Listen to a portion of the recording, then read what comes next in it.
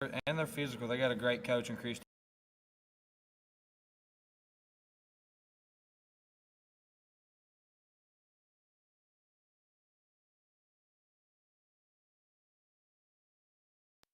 To 52, Hazard at Floyd Central. Hazard took it 76. That was a really close game.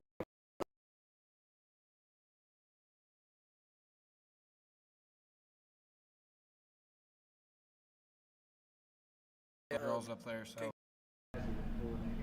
most definitely.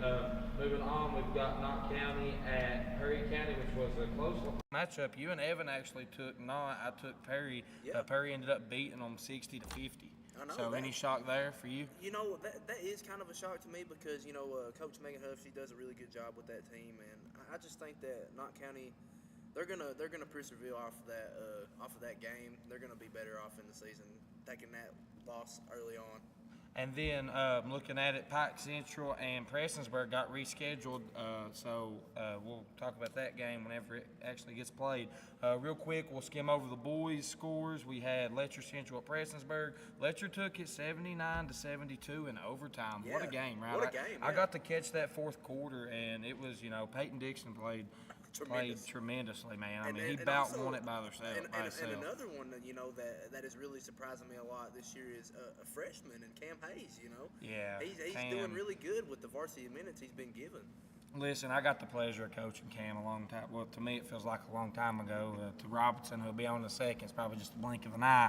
But for me, it feels like a long time ago. But no, Cam, man, he's a great kid. I knew from the first time I got to coach him, everybody wanted to say, he was a big man, he needed to be down low. No, I moved him to point guard. He has great court vision. He can move with the ball, and he's very physical. And I love the way he plays. And he's got a good He's jump got shot. great things ahead of him. Moving on, Phelps at Jenkins. Me and you actually took Jenkins. Phelps ended up beating them 71-61. Pikeville at Knott beat them 60 to 53. Betsy Lane at Paintsville won 87 to 79. Pike Central at Knott Central, which this game, I kind of want to talk about this game for a second. Knott took it 46 to 43, but the craziest thing ever, if you got to watch it yesterday, Knott was up 40 to 22 in the fourth quarter and only won by 3. Like that, to me, that kind of showed me, and I know they were 1 and 2 on your top 10 last week. That kind of showed me like Pike Central was kind of just shows you had where a Pike bad. Central is. Yeah, they had a bad 3 quarters, right? They couldn't. But listen, Coach Huff, Casey Huff did a tremendous job coaching that game, and his guys showed out, and they're 4-0 on the season. Congrats to you, Coach Huff. You're doing a great job right now. So we're excited to see this Patriots team keep going and keep improving. So congrats, Coach Huff. Moving on, we've got Prestonsburg at Shelby Valley. Prestonsburg took it 70 to 58.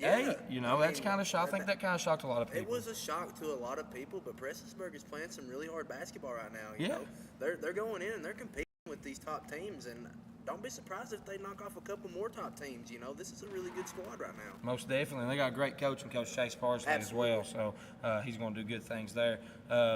Martin County at Breathitt County. Breathitt took it 84 to 79. I actually got to watch this game too, and both teams were very good offensively. Absolutely. There wasn't much defense played in this game, but Breathitt looked really good to be under first-year head coach Jeff Honeycutt. Absolutely. So they looked really good. And for them to play against such a big team in Martin and come out with the win, Yeah, most definitely. That definitely, that raises a lot of eyebrows, for Breathitt's team not to be as big, but to come in and get that win, I like that. Most definitely.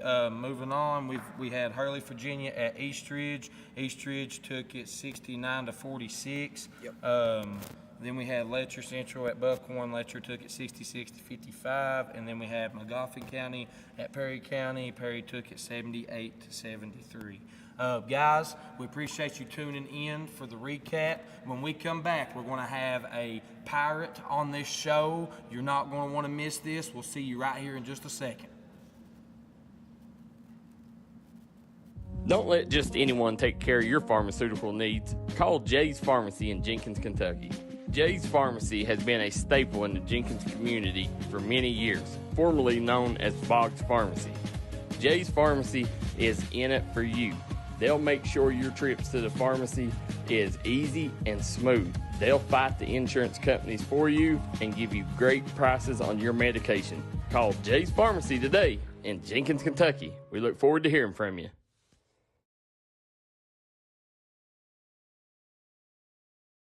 This is Bruce Walters from Bruce Walters Kia.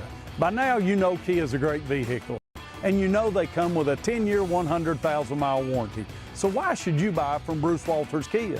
At Bruce Walters Kia, we're going to change your oil for free for life. And what you do with that money you save is up to you. Come check out the 2022 Kia Carnival and the 2021 Kia Sorento. Only at Bruce Walters Kia in Pikeville. Or shop us online at brucewalterskia.com. Let the folks at Double Quick help you start your 2022 off right. They've brought back the Bourbon Pecan Coffee for a limited time only. You can also quench your thirst with the great deals on fountain drinks they offer daily. Double Quick is your one-stop shop for everything. They offer breakfast, lunch, and dinner. You can stop by one of their many storefront locations spread throughout eastern Kentucky. Stop by and let Double Quick make your day better. Welcome back. Episode 7, Coach's Corner. I'm your host, Ethan Cummings, co-host Sam Collier, and we've got a very special guest, Mr. Point Guard for the Fleming Neon Pirates, John Chaffins. Thanks for being with us, John. We appreciate you being here, buddy. Thank you. I've got a couple questions for you. I'm going to give you the hard questions. I'll let Sam give you the fun questions, okay? Coming into this season, you start at point guard for all three levels: C team, B team, A team. Talk a little bit about what are some of the challenges that you've seen at these three different levels, and each night. Like, what's the challenges that you've seen? Some challenges are like adjusting to the game, like whenever it goes up, like to the speed, the athleticism, and like the size, because I'm small, and that's really all. That's really all. How do you? So you said the speed and you're smaller. So how do you adjust your game? Right? You know what I mean? I got to play faster with the ball. That's a good answer. This year looks to be a growth for the Fleming Neon Pirates. Everyone knows your goal is to make it to the county championship at all three levels. What's it going to take from you and your teammates to get you guys prepared for that type of run at the end of the season? It's going to take us great defense, and we're usually smaller than the other teams, so we're going to have to play great. We're going to have to play great, and we're going to have to be careful with the ball and play smart. That's a good answer. We all know you've played a lot of AAU and summer ball, and you put a lot of work in this spring, summer. How has that improved your individual skills, and how much different is this summer play compared to in-season play? AAU ball is more physical, and it helps me get stronger with the ball. And AAU has like a couple good players on every team. Yep. And after I get done with summer ball, I train with John Haynes, the recent coach from Jenkins, and he helps me on the areas that I struggle with. That's good. That's a good answer, really good guy. answer. You have a really good answer. I like I'm not going to beat you with any more hard questions. I'm going to let Coach Sam here ease up on you a little bit. So, Sam, you got some fun questions for him? Absolutely, I do. All right, I'm going to start off with this one. I like this question a lot. I hope you say what I want you to say. Who is your favorite college basketball team? And tell me a little bit about why they are your favorite team. My favorite college basketball team is Kentucky because it's hard not to like the team where you're from, and they got good coaching and good players. Absolutely. I'll be the first to tell you it's really easy to like a team from where you're not from. I'm a Louisville fan, so I know all about that. Don't do this. Don't do this on air. We're not doing this right now. We're not corrupting these kids. All right. Out of your years in middle school basketball, what player would you say was the toughest that you've had to defend so far? And tell me a little bit about why on that. I think Mason Boggs, because of his athleticism, his speed, and his quickness, and his IQ, just how he plays the game and how it's hard to guard him because of his speed.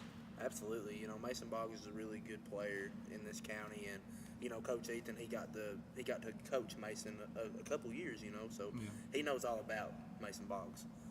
All right, with the way that you play as a player, who would you say you play like or resemble? I think I play like Chris Paul because he's like a pass-first guy, and he has good IQ, and I think I got pretty good IQ. I like that answer, Chris Paul. We've not heard that one yet. No, we haven't. I like that. I like that a lot. And we're both usually the smallest on the floor. Absolutely, at yeah, because times. he's a true point guard. He really is. He's not very big, and he goes out there and he makes the right plays and right decisions. I like that. I like that a lot. Tell me, what's your favorite basketball shoes to wear? Probably John Morant's or Collier's, because I like how they feel and how the traction and stuff on them is good. Okay, yeah. John Morant's are very, very popular right now, so I like that answer a lot too. And this is my last one for you. What would you say your pregame routine is before a game? You know, do you listen to any kind of music? What do you do? So I say I probably come home, eat me a little meal, Okay. probably maybe sometimes listen to music or hang out with family for a little bit. Try to get down to the gym as fast as I can to get a couple more shots and get my shot down before the game. Stretch, and that's really what I do. Well, that's an amazing answer. That's I a like great that a lot. answer. You know, he spends time with his family before the game to get him right, and then he goes in and he works on his shot. I love that. I really like you, John Chaffins. Listen, Thank you. John, we appreciate you being here. I've actually had the pleasure of coaching this one too in Oh, yeah. AAU. So Absolutely. he's I know what kind of work ethic he's got. And he's a great workhorse man. So we appreciate you being here. And guys, here in a second, we will be right back with another Fleming Neon player, Mr. Jude Yance. You won't want to miss this. We'll catch you in a second. Good job, man. This is where it all started, right here on this farm. We may have grown over the years, but we've never lost sight of what was important to us.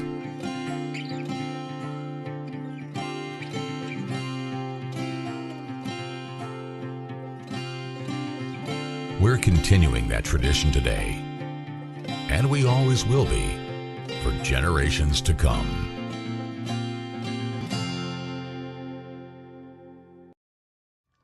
MGC Supply is your complete source for drainage and erosion control products. MGC Supply also sells services and installs Cummings generators. MGC Supply sells and delivers limestone gravel for businesses and homeowners. MGC Supply is your solution supplier and is proud to sponsor all the teams in Eastern Kentucky. 2590 U.S. Highway 23 South Pottville, Kentucky, 41501. Give them a call today at 606-433-0077. Or you can call them at 606-794-6765.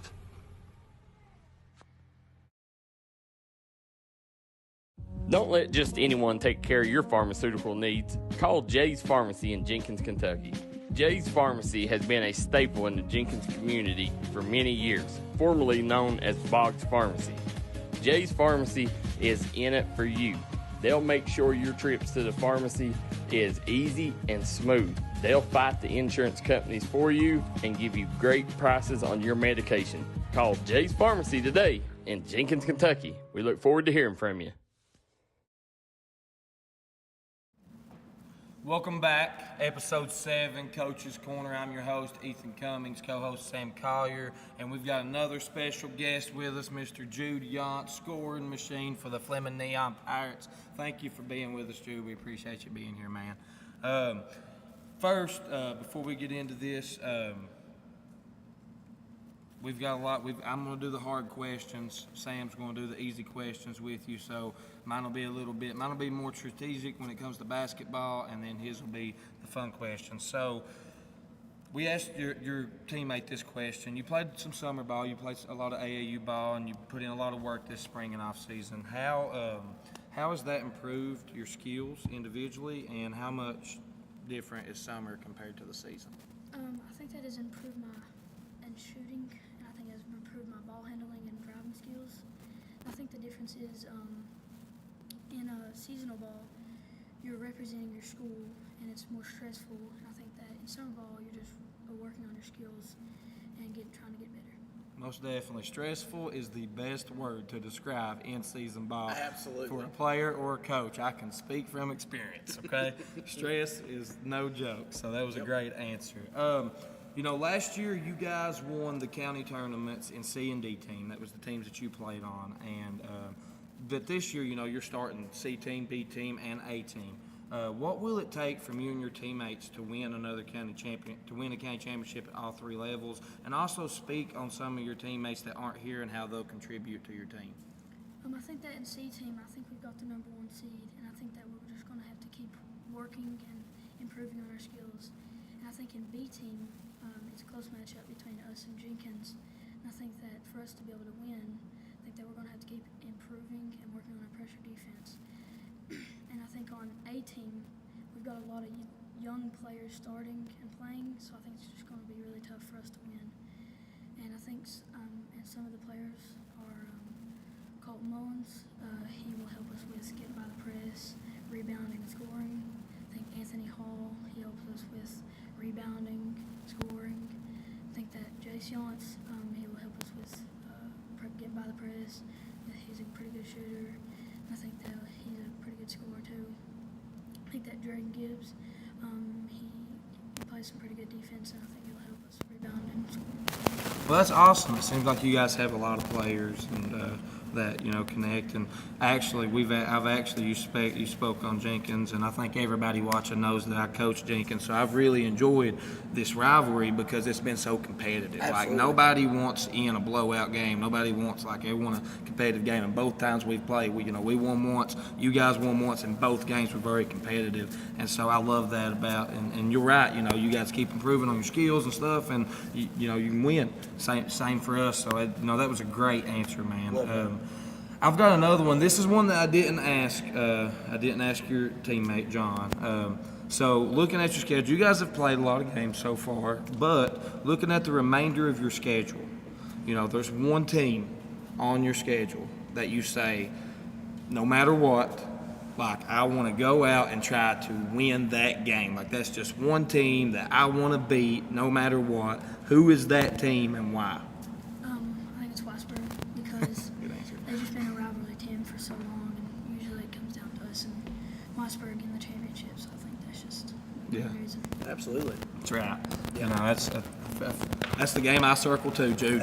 I'll say that's it a game online. That's the game we all circle here, buddy. So I'm gonna. That's my last question. I'm gonna hand you off to Coach Sammy. Let him come in with the fun questions here. Who's your favorite college basketball team, and tell me a little bit about why they are your favorite team? Tennessee because we've just been going down there every year at the lake, and I've just started liking their baseball, basketball, and football. And I think that every player, they just play the role that they need to play. Okay, well that's a good answer. I'm a Kentucky fan, and I'll let you slide with the little Tennessee answer. I'm just glad it's not Louisville. Let's just be real. I'm glad it's not Louisville because Ethan would have the big head over here. So, all right, out of your years in middle school basketball, what player would you say was the toughest you've had to guard? And tell me a little bit about why they were so hard to guard. I think Gunnar Holbrook because he's a good shooter. He has pretty good handles. He can drive the ball, and I think that's why. Okay, yeah, Gunnar Holbrook, a former teammate. He's talking about practice here. We're not like AI. He's in practice. We're not talking about AI.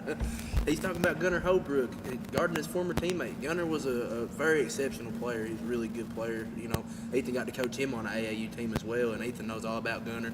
Yeah, So yeah, that's a good answer. I like that a lot. With the way that you play, what player would you say you play like or resembles you? I'd have to say Larry Bird. Oh yeah, Larry Bird. That answer. Because I'll do whatever it takes to win, and I like to shoot. Absolutely, yeah. I think we actually had a teammate last week, on the girls' team say that she played like Larry Bird. I like that. Larry Bird's a pretty popular answer here. It seems like. I like Larry Bird. Larry Bird's a phenomenal player, and Jude Yance is also a phenomenal player, so I like that a lot. What's your favorite basketball shoes to play in? LaMelos. Yeah, these young players are really influencing these kids, ain't they? Ja Morant's, LaMelos. Okay, all right. And tell me, what's your pregame routine before a game? What do you do to get you prepared for the game to go in and just have that mentality to go in and win? Well, I like to get there early. I like to get stretched out, get warm. I like to take shots, get my arm warmed up, and be ready for the game. All right, you heard it from him. He likes to go in early, boys, just like Kobe. You first one there, last one out.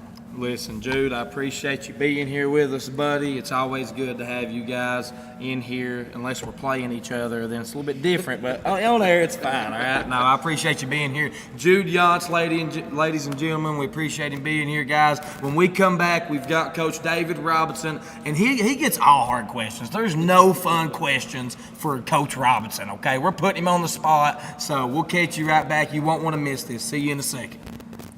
Let the folks at Double Quick help you start your 2022 off right. They've brought back the Bourbon Pecan Coffee for a limited time only. You can also quench your thirst with the great deals on fountain drinks they offer daily. Double Quick is your one-stop shop for everything. They offer breakfast, lunch, and dinner.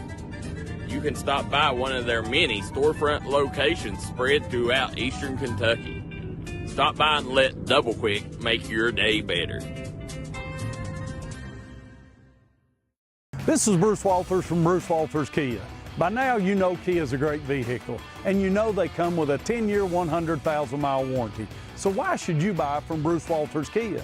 At Bruce Walters Kia, we're going to change your oil for free for life. And what you do with that money you save is up to you. Come check out the 2022 Kia Carnival and the 2021 Kia Sorento. Only at Bruce Walters Kia in Pikeville.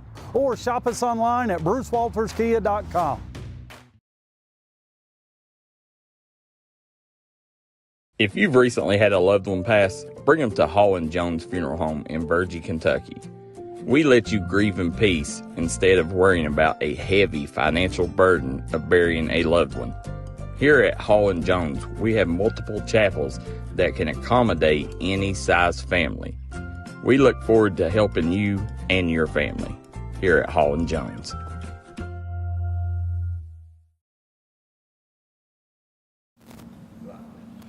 Welcome back, episode 7, Coach's Corner. I'm your host, Ethan Cummings, co-host Sam Collier. If you've recently had a loved one pass, Robinson, been at it a long time. Yep. Funny story, he actually coached me, he coached him, he coached the two boys that was just in here a minute ago. This guy's been around the block, ladies and gentlemen, so you're going to love this episode. I promise you that. Thanks for being here, Coach. I appreciate it.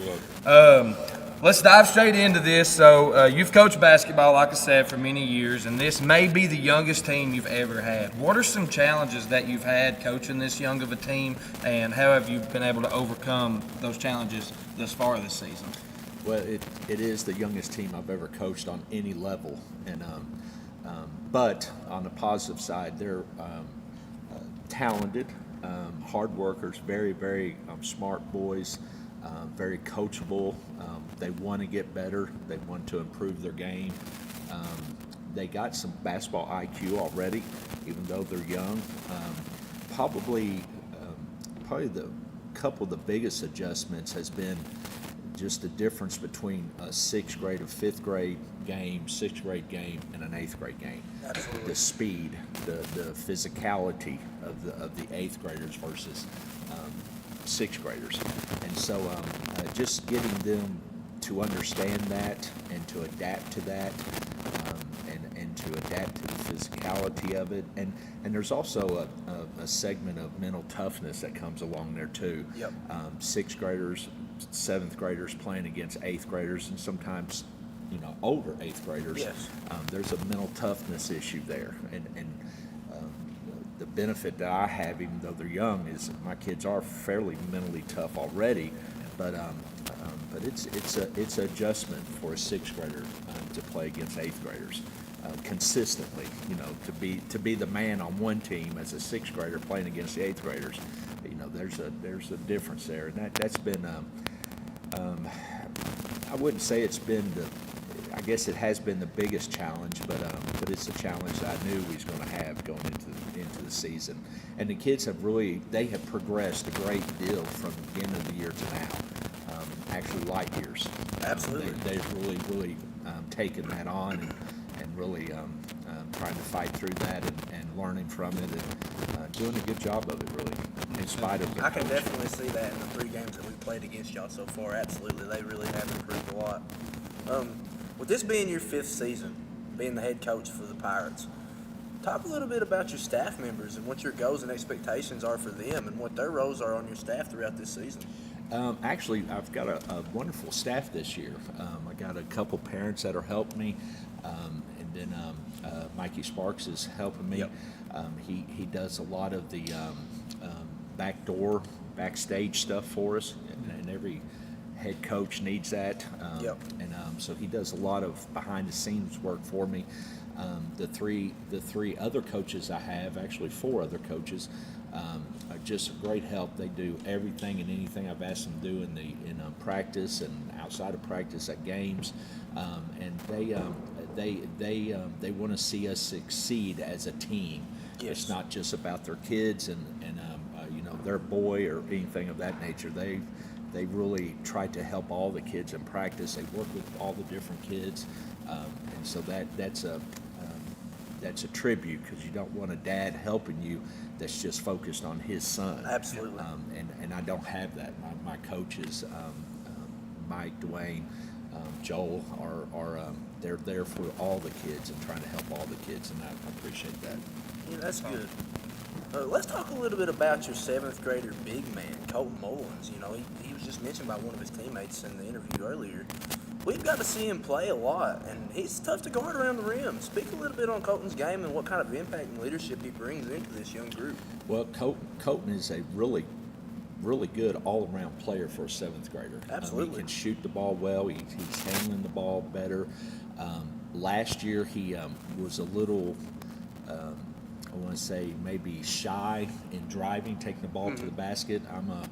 I'm more of a drive guy than I am a shooting guy, and so but he has really bought into that this year. He's attacking the rim, and he's got the athletic ability to get to the rim. Absolutely. And he's doing that really, really well. Colton's had a really hard year. He's had like flew A and B and C and D and E and F and everything else that comes with that strep. I mean, the kid's lost like 13 pounds since the season started. He didn't have much weight to lose, and so he's missed a couple 3 weeks of practice, and that's kind of hindered him a little bit. But hopefully he's over all that sickness, and the second half of the season will be a really good time for him. He's a really valuable. We miss him when he's not on the floor. Absolutely. Really miss him. And actually, we played our first game this past week. Was where we had we still didn't have Charlie Boggs, who's out with a fracture in his hip. But other than him, we had 99% of our kids there, which is the first time this year that's happened. That's awesome. We've had a lot of sickness and illness. Man, it just so happened is against us, right? Right. Yes, Just so yeah, happened. yeah. How lucky can you get? How right? lucky can you get? Looking, let's take a second to look back on your team last year. It was a very 8th grade heavy team. You had a lot of leaders on that group. How, a lot of leaders on that team to help show this young group the way. Speak on what it was like to have players like Gunnar Holbrook, Caleb Osborne around to help these young guys prepare for this season, because you knew what it was going to be. Right. I tried to pair Gunnar and KK up with the 6th graders as much as I could, because I knew that coming into this year that the 6th graders was going to have to play against 8th graders. Absolutely. So I took the opportunity last year to play them a lot. And Gunnar and KK are great kids, and Gunnar's just a fine young man. So is KK, just great kids. And they really, they never played bully ball against them or anything of that nature, but they really played hard against them and tried to get those kids to really step up and play hard themselves, which they did. And so it was a really good, competition for the 5th graders last year, going into their 6th grade year this year. So KK and all my that whole group of 8th graders I had last year just were really good kids, and they were good with all of our underclassmen last year. They were really good kids to have on the team to play against so many younger kids that we had last year. They Absolutely. were really good to have that. They was people, they had to look up to too. And It was, And yes. that was the team that you needed for them Right. to look up to. Right. Bunch of leaders. And those 8th graders weren't like Gunnar, just a great player. Gunner was never the type of kid like, oh man, he's just a sixth grader or something like that. Gunner was always encouraging, helping, suggestions, whatever he could do. That's a Gunner for you. That's who Holbrook is there, and appreciate that. Who would you consider to be your leaders on this team this year, and what have been your expectations for them so far in the season? Well, you would want to look for your eighth graders to kind of lead, but I have two eighth graders that played on the seventh grade team and didn't get much playing time at all on the eighth grade team. Then I have two eighth graders that came out this year that's never played. And so, unfortunately, my eighth graders, all four of them are good kids. I love them to death. But really, I'd have to say that Colton, John, Jude really are kind of my leaders, and the other kids on the team all look up to them. It's not a I don't have any envy or jealousy that I know of, and it's never at all been mentioned, said, or acted out on. So I would consider them my go-to people right now. Absolutely. They're good kids, very good kids. In the interview with John and Jude, I really love them. I really love them. They're great kids. Yeah. They're really good kids. Very competitive kids too. They want to win.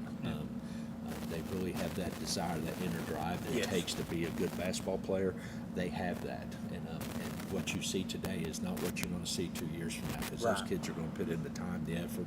They're gym rats. They love the game of basketball, and they're going to get better. They're going to be teams that people are going to be circling on the schedule. And without listen, watch these two. Yeah. Watch these two right here. Well, and that's I think me and you talked before the season. The more games you get to play, the better off you are.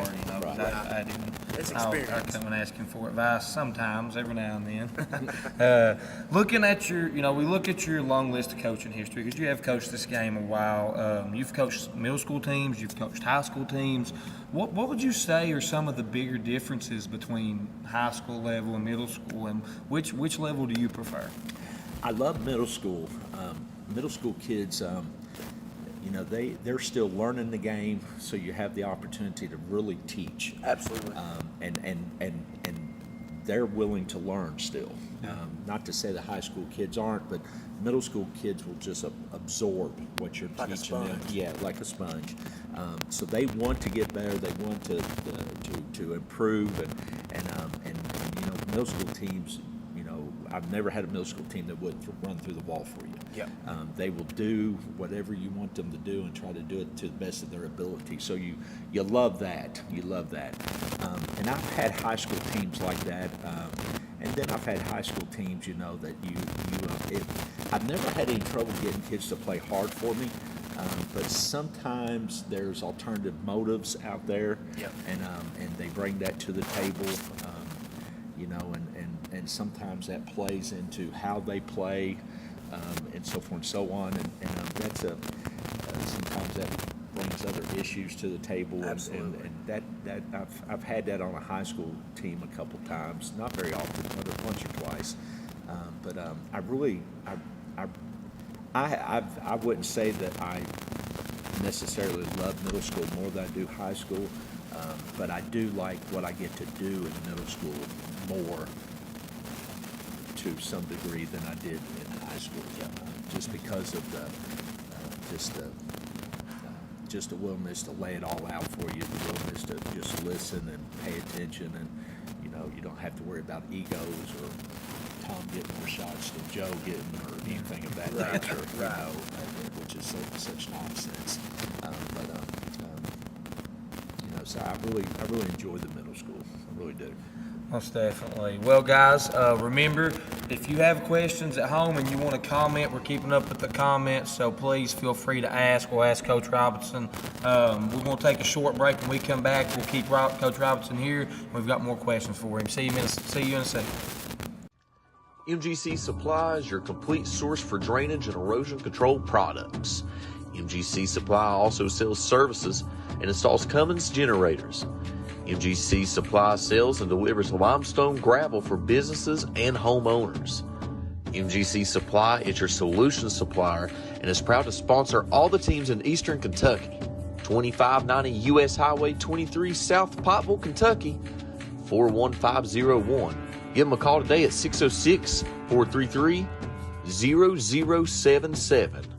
Or you can call them at 606-794-6765. Don't let just anyone take care of your pharmaceutical needs. Call Jay's Pharmacy in Jenkins, Kentucky.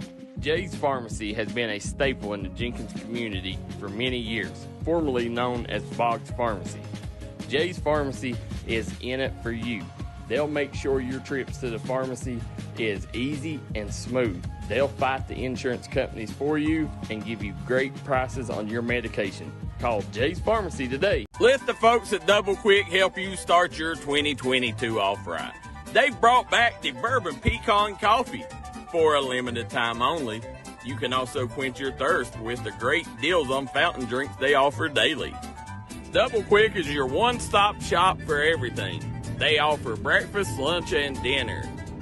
You can stop by one of their many storefront locations spread throughout Eastern Kentucky. Stop by and let Double Quick make your day better.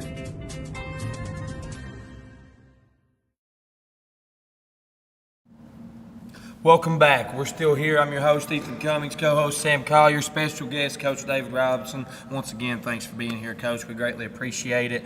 We're going to dive straight into it again.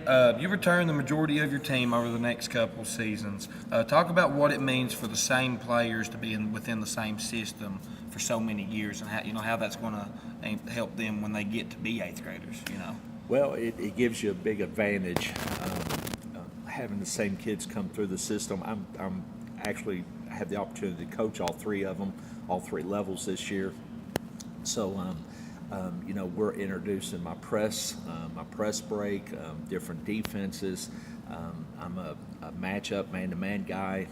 Matchup defenses are somewhat complicated, especially for sixth graders, but the kids are catching on and I'm beginning to kind of understand the concept and the complexity of it, and so each year they're going to get better and better at that. And I would say that I'm more of a defensive coach. I am an offensive coach, and I think defense wins championships. Absolutely. And so I'm really excited about that because I think we have the personnel. I think we have the personnel to have a really, really solid team next year and the year after. I really do. I really like that answer, and I think so too. I think keeping those guys in the same system is going to help. Speaking of those same guys, we just had Mr. PG himself, John Chafin's on here, and then we had Jude Yance on here. Talk a little bit about John and Jude's work ethic and how much they've improved this season and how much they contribute to the team. Well, like I said at the beginning of the interview, I thought that coming into the season, a couple things that was going to be difficult was number one to catch up with the speed of the eighth grade game. Both of them are really adapting to that, and as the year progresses, they're going to become better and better adapted to that and understand that.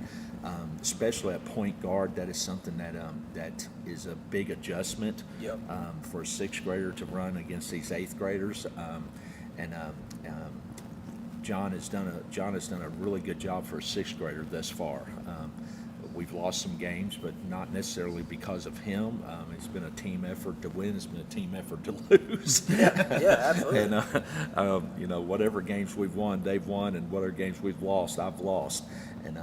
But they are adjusting really well to it.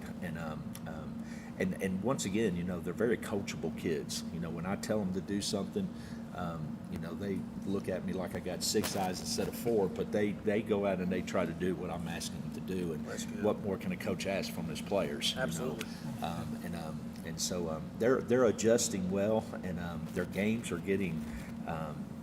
I would say both their games is getting better because of that, and because of the competition. I mean, these three are playing 3 games a night. Yeah. In the eighth grade game, they're they're a little tired by the 8th grade game, but they're still going out, man. They got great work ethics, and they got great work ethics outside of the ball games too. In practice, after practice, before practice, you know, they're putting in times getting up extra shots and playing with each other, so forth and so on. And that's what you want.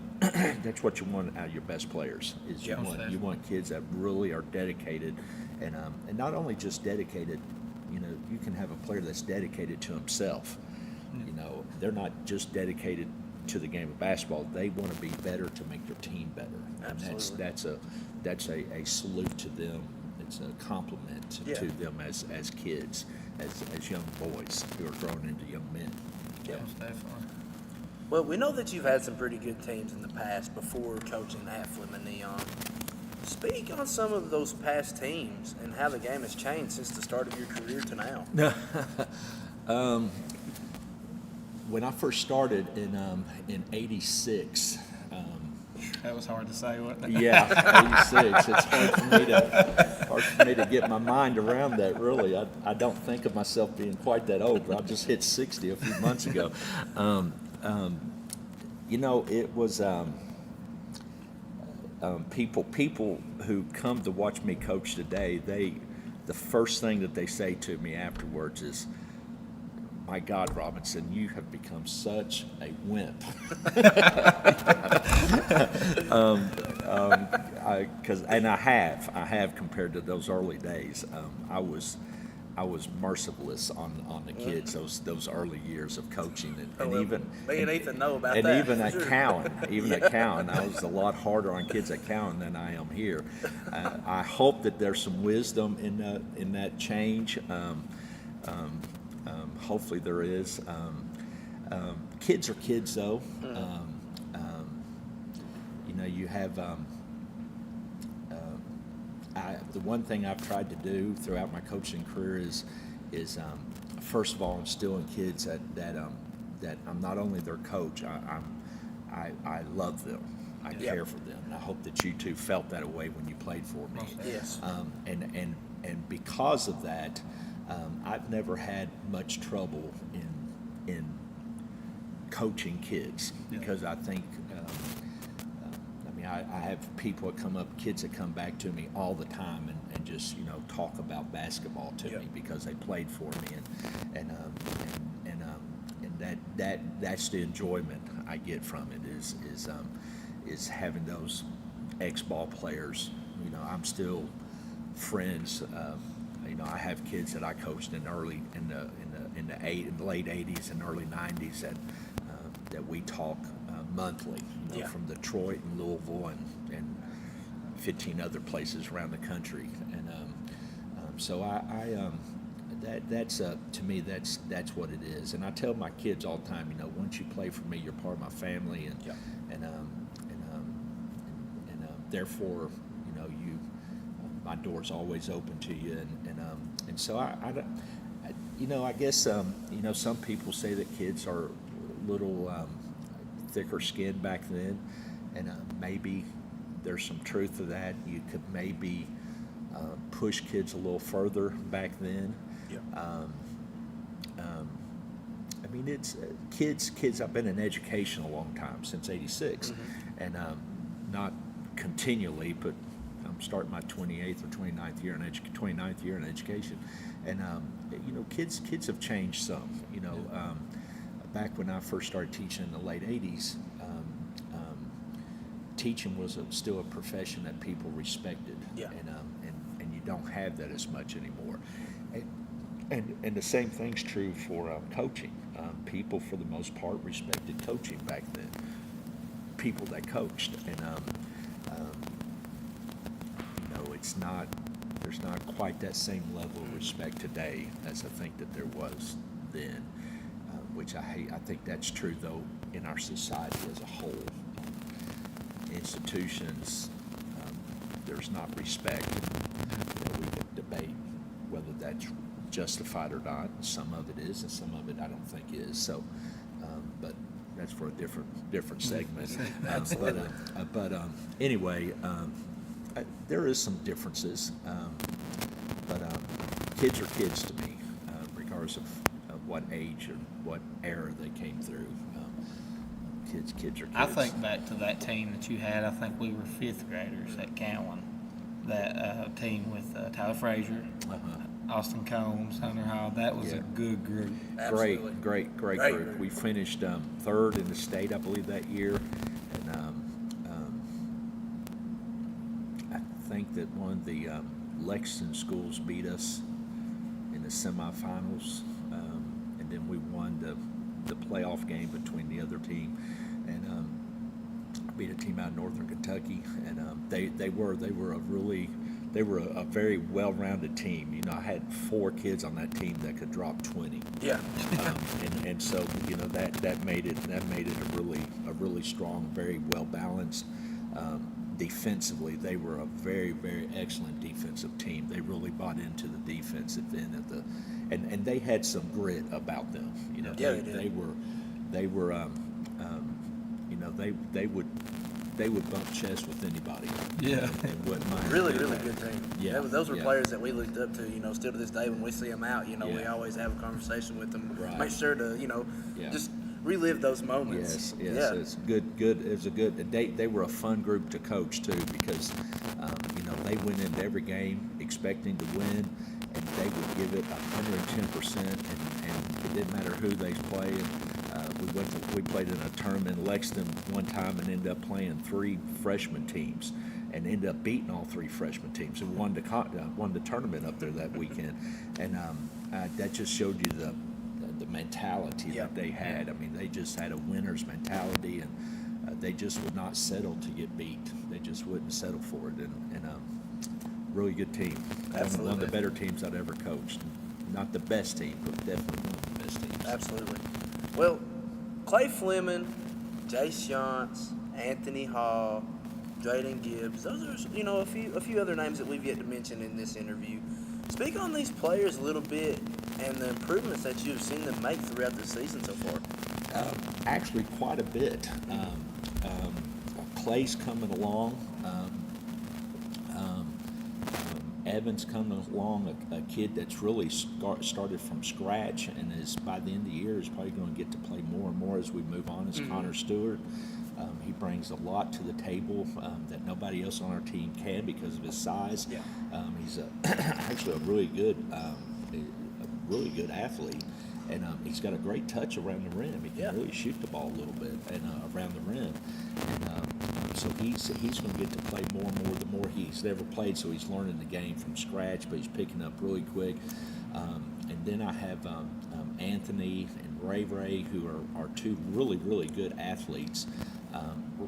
Anthony's never played before, and so he's got some very rough edges that we're trying to sand off. And Ray's one of our better athletes. Him and Connor are probably our 2 best athletes as just pure athleticism goes. And so he unfortunately he just started playing last year, so his fundamentals are getting better, and as they get better, he's going to get better. And the better he gets with his fundamentals, the more he's going to get to play, because he is he's a really, really good athlete. He's a really good athlete. And so we have you know, we have some kids on the outside there that are turning the corner. I would say, you know, they've struggled and will struggle, but they're getting better every game. Every day in practice are working, and we're trying to home in on them, because, you know, at the end of the day, you know, to be good in middle school, you got to have multiple kids scoring if you're going to be good. Absolutely. You can't have one kid scoring. You're a pretender at best with one kid. Yep. And if you got 2 kids, you can be decent, but you really need 3 or 4 kids that can put the ball in the basket. If you're going to be really good, you got to have 4, and maybe 5. Yeah. So we've got to have some of those kids step up, and they're making strides. Not there yet, but they're making stride, and they're working hard. And as long as they work hard, they're going to get better. Anthony's working really hard for us, and has really made a lot of progress, I would say. Him and Connor have really coming along. What would you consider to be a successful season for you as a coach and your program? I've always measured success not by wins and losses. Yeah. I learned that a long time ago working at Oneida. Oneida, without going into all the reasons, Oneida is one of the hardest places in Kentucky to coach at. Yeah. For many different reasons, and so I learned a long time ago. It was it's easy to say, well, if you win so many games, you're going to be successful. I'm more of where my team starts and where my team ends. Yeah. And I believe that if I do a good job, they're going to get better as the year progresses. And if we're better at the end of the year than we were at the beginning of the year, then I consider that year a successful year. Now, obviously, I want to win as much as you or anybody else wants to win. And so losing 20 games, being 20 or 10 and 20 or something like that is not a lot of fun. No. But if you measure a successful year on just wins and losses, then everyone in the state of Kentucky except for one team is going to be a loser. That's true. Do you understand what I'm saying? I do, absolutely. Every team in the state of Kentucky except for one is going to end the year on a loss. So therefore, was that a bad season? Of course not. Of course not. Of course not. And so I don't really base a successful year on wins and losses, even though I want to win. I've won 30 games. I've won 25 several times. I've won 20 a bunch of times. But I would look at this team at the end of the year, and if they have progressed the way I think that they're going to, and the way they are progressing, I'm going to be very proud of these young men. I'm going to be extremely proud of them, and I'm going to consider it a very successful year. I'm asking my sixth graders to carry us against eighth grade teams. Yeah. And so for me to say at the end of the year, well, we only lost or we only won 10 games or 15 games or whatever, we didn't have a good year. That would be a smack in the face to those boys. Absolutely. It would be a smack. It wouldn't, and that's not fair. That would not even be a fair statement to say against them. And so I'm just not into. I've never really been into numbers. Yeah. I think numbers is a false positive because I could schedule Kentucky School of the Blind 25 times. Absolutely. And beat them 5 or 6 times and go, hey, I had a great year. Yeah. You know what I'm saying? That's not just because you win a bunch of games. If you're playing a really, really weak schedule, it doesn't that's to me that's not that I don't know what you've accomplished there. So I want my kids to grow. There's a I don't know if you guys have seen it. Russell Crowe plays in a movie called Robin Hood. Yeah. I don't know if you guys have seen it. There's a part of that movie where he finds a stone that his dad carved a saying in. And the saying is, rise and rise again until lambs become lions. Rise and rise again until lambs become lions. And that's kind of, ever since I saw that movie, I've loved that. That's a and good quote. I I like have that a fallen lot. in love. And I used it at Cowan. That was our motto for a year, maybe 2 years there. And to me, that's the essence of a large essence of what I try to do as a coach is I want my kids to grow up. And I've told this team this many, many times, even up to now. I said I want you guys to grow from being boys into young men. Yeah. And to be young men is to take responsibility. It's to fight even when all the chips are down on you. It's to stay in the fight even when you're getting beaten. It's not to give up. It's to have character in the midst of the fight. So forth and so on. And so, at the end of the day, I want my boys to become men. And I want them to become good men. And so therefore, that to me, that's successful. That's when I feel like as a coach I've been successful. It's not the W's and L's. It's what kind of men they become. And I want them to become good men. And I think basketball is a great sport to teach life skills. It really is. You guys know that. It really is. And so that's what I'm about. Is really just wanting to see my kids grow up. And the second thing is I think my job as a middle school coach really my job as a middle school coach is to prepare my kids for high school. Yeah. And I think as middle school coaches, we get caught up in hey, this is our program. We want to be successful. Of course, right? 100%, yes. Yeah. But at the end of the day, we're a feeder system to the high school. And so I want to teach my boys how to play basketball, but I want to instill the love of the game to them also. Yes. Yeah. The love of the game. And I'm big on that. Just love basketball. Don't love your coach. Don't love the cheerleaders. Don't love, whatever. You need to love the game of basketball. And I feel like that's a big thing with right now is a lot of kids that do play basketball, they don't love it. Yeah, you're right. And it hurts us, it hurts us to the core because you love it. We love it, right. And it's like, right. I get that a lot. Yeah. I get that a lot. Yeah. We definitely want to make them love the game. Yeah. And I think if you can instill that into a younger player, I mean, that's a great thing to instill is the love of the game. And I used to tell my two boys, Samuel and Simon, I told them, I said, I want you to love the game regardless of who your coach is. Yes. I don't care if you have the biggest jerk in America coaching you. You need to love the game, and it doesn't matter about him. Yeah. It doesn't matter. You need to love the game and love the game for what it is. It's a great basketball. I think it's the greatest sport. I really do. I'm biased to the core. I love football. Don't get me wrong. I love football, but I think basketball's it. And we can contest to that in the way that you do things because you instilled that love, and I can speak for myself. Me, you're one of the reasons why I coach today and why I do what I do. You're the very first coach I ever had, and you coached me at my time at Cameron. So you instilled that, and it's been great. This interview is really I've took a lot from it. It's been great having you here so far. I've got one more question for you, and this don't concern your team. There's been a rule change this season about the foul count in each quarter. How do you think that rule has changed the game, and how has it affected you and your team?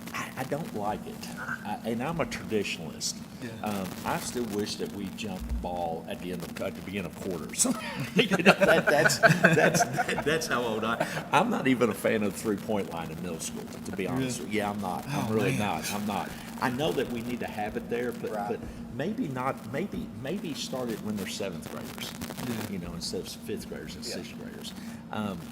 So I'm a very traditionalist in this, and so I'm not a. I think there's more strategy in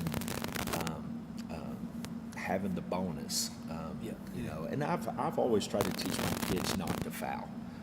Except when someone shoots a layup, you don't give up layups. That's one of my rules. We don't give up layups, even though we do. Still one of my rules. We know all about it. John's so small, he climbs on people's back and they still score on him. Bless his heart. You can't help it. He's trying to foul him. He's trying his hard.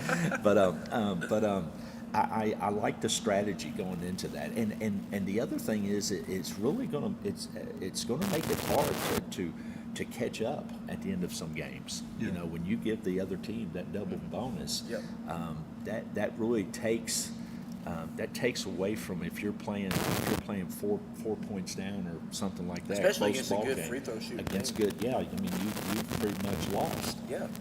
And so I hate it's taken that segment, that opportunity away from us. So I'm not a real big fan of it. I don't know if I'll change my mind, but right now I don't like it. Yeah, I don't like it either. I do like the 3-point line, but I don't like if you don't know yet, I mean, we love the we play. I tell you what. Just for clarity, I played inside. All right, when I played inside, so I'm not a fan of the 3-point line at all. I bet you he loves going early box. Yeah, really, 2 points all day, baby. There ain't no threes getting made over there. No. Our kids didn't know how to act whenever we told them before the game that there will not be no 3-pointers. They will not count a 3-pointer. It doesn't matter if they shoot it from the other side of the court. They will not count it as a 3. They were devastated. That's a different world that Arlie Boggs playing. It's a different world over there. Absolutely. Coach, I appreciate you being here. Really, I've loved this interview. It's been great. It has been. So I appreciate you being here. It's always a pleasure having you around, and hopefully we can have you and your players back on again sometime. Guys, you're going to want to stick around. We've got hot takes coming up next. You're not going to want to miss it. And then we got Sammy's top 10 later. So we'll catch you in just a second. All right, gentlemen. If you've recently had a loved one pass, bring them to Hall & Jones Funeral Home in Burgee, Kentucky.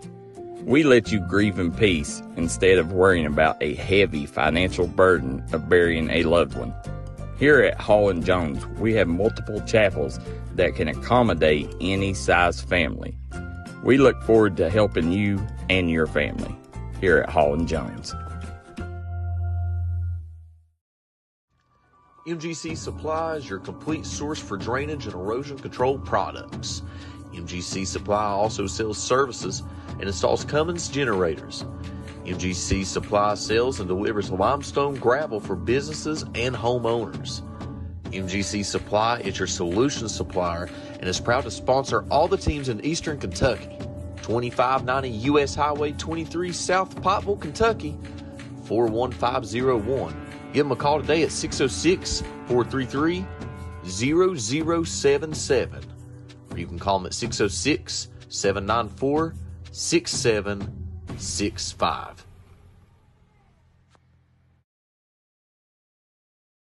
Don't let just anyone take care of your pharmaceutical needs. Call Jay's Pharmacy in Jenkins, Kentucky. Jay's Pharmacy has been a staple in the Jenkins community for many years, formerly known as Boggs Pharmacy. Jay's Pharmacy is in it for you.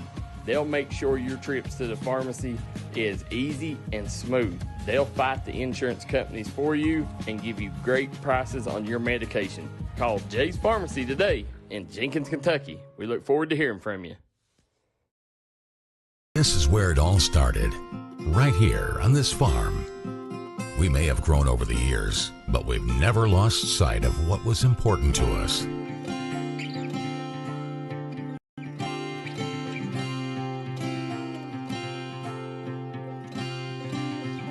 We're continuing that tradition today, and we always will be for generations to come.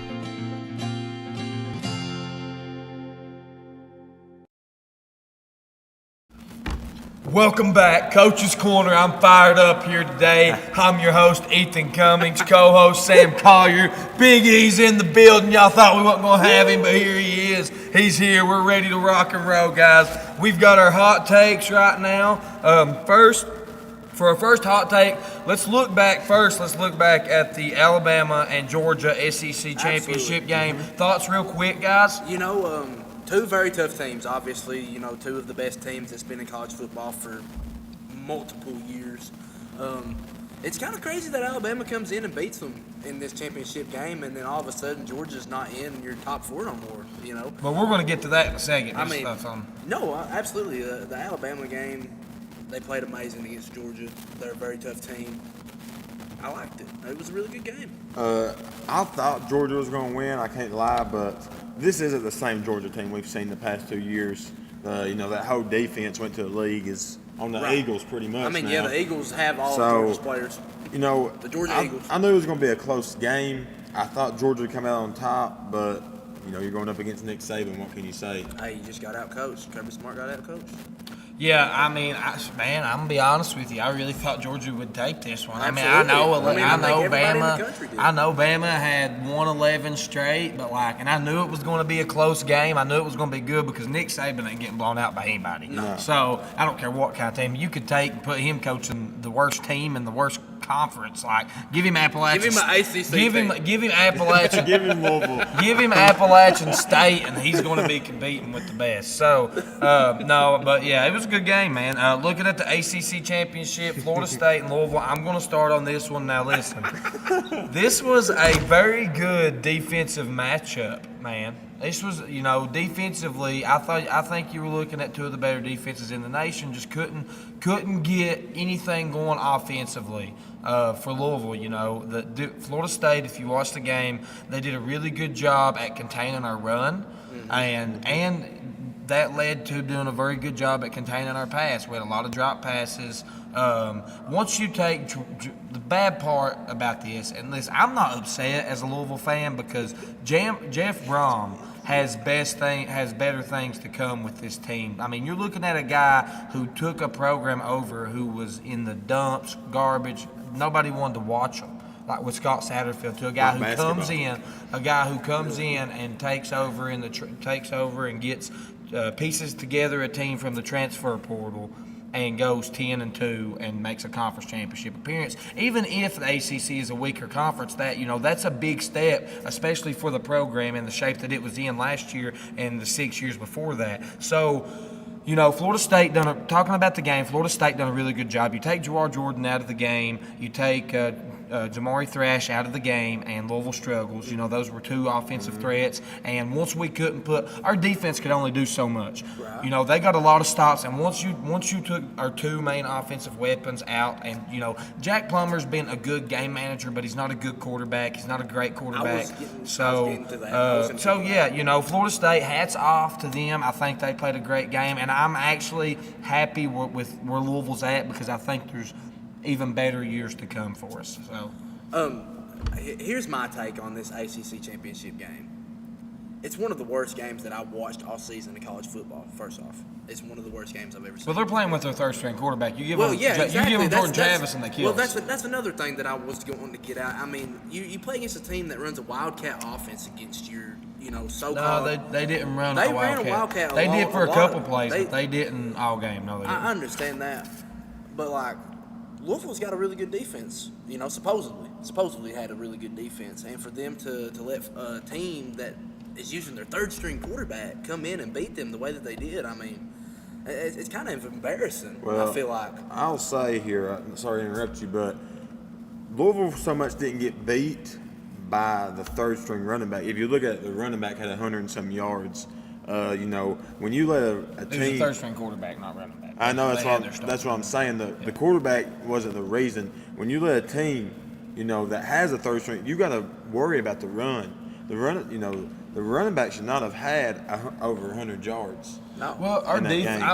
I'm not going to pin this game on our defense for the sole fact if you watch the drive, Florida State was up 13-7, and they had the ball. We come up with a huge fumble. We come up and sacked. 13-7. How was that? 13. It was 13-6. It was 13-6. 2 field goals. It was 2 field. No, it was 13-6. We had 2 field goals. But Louisville sacked their punter.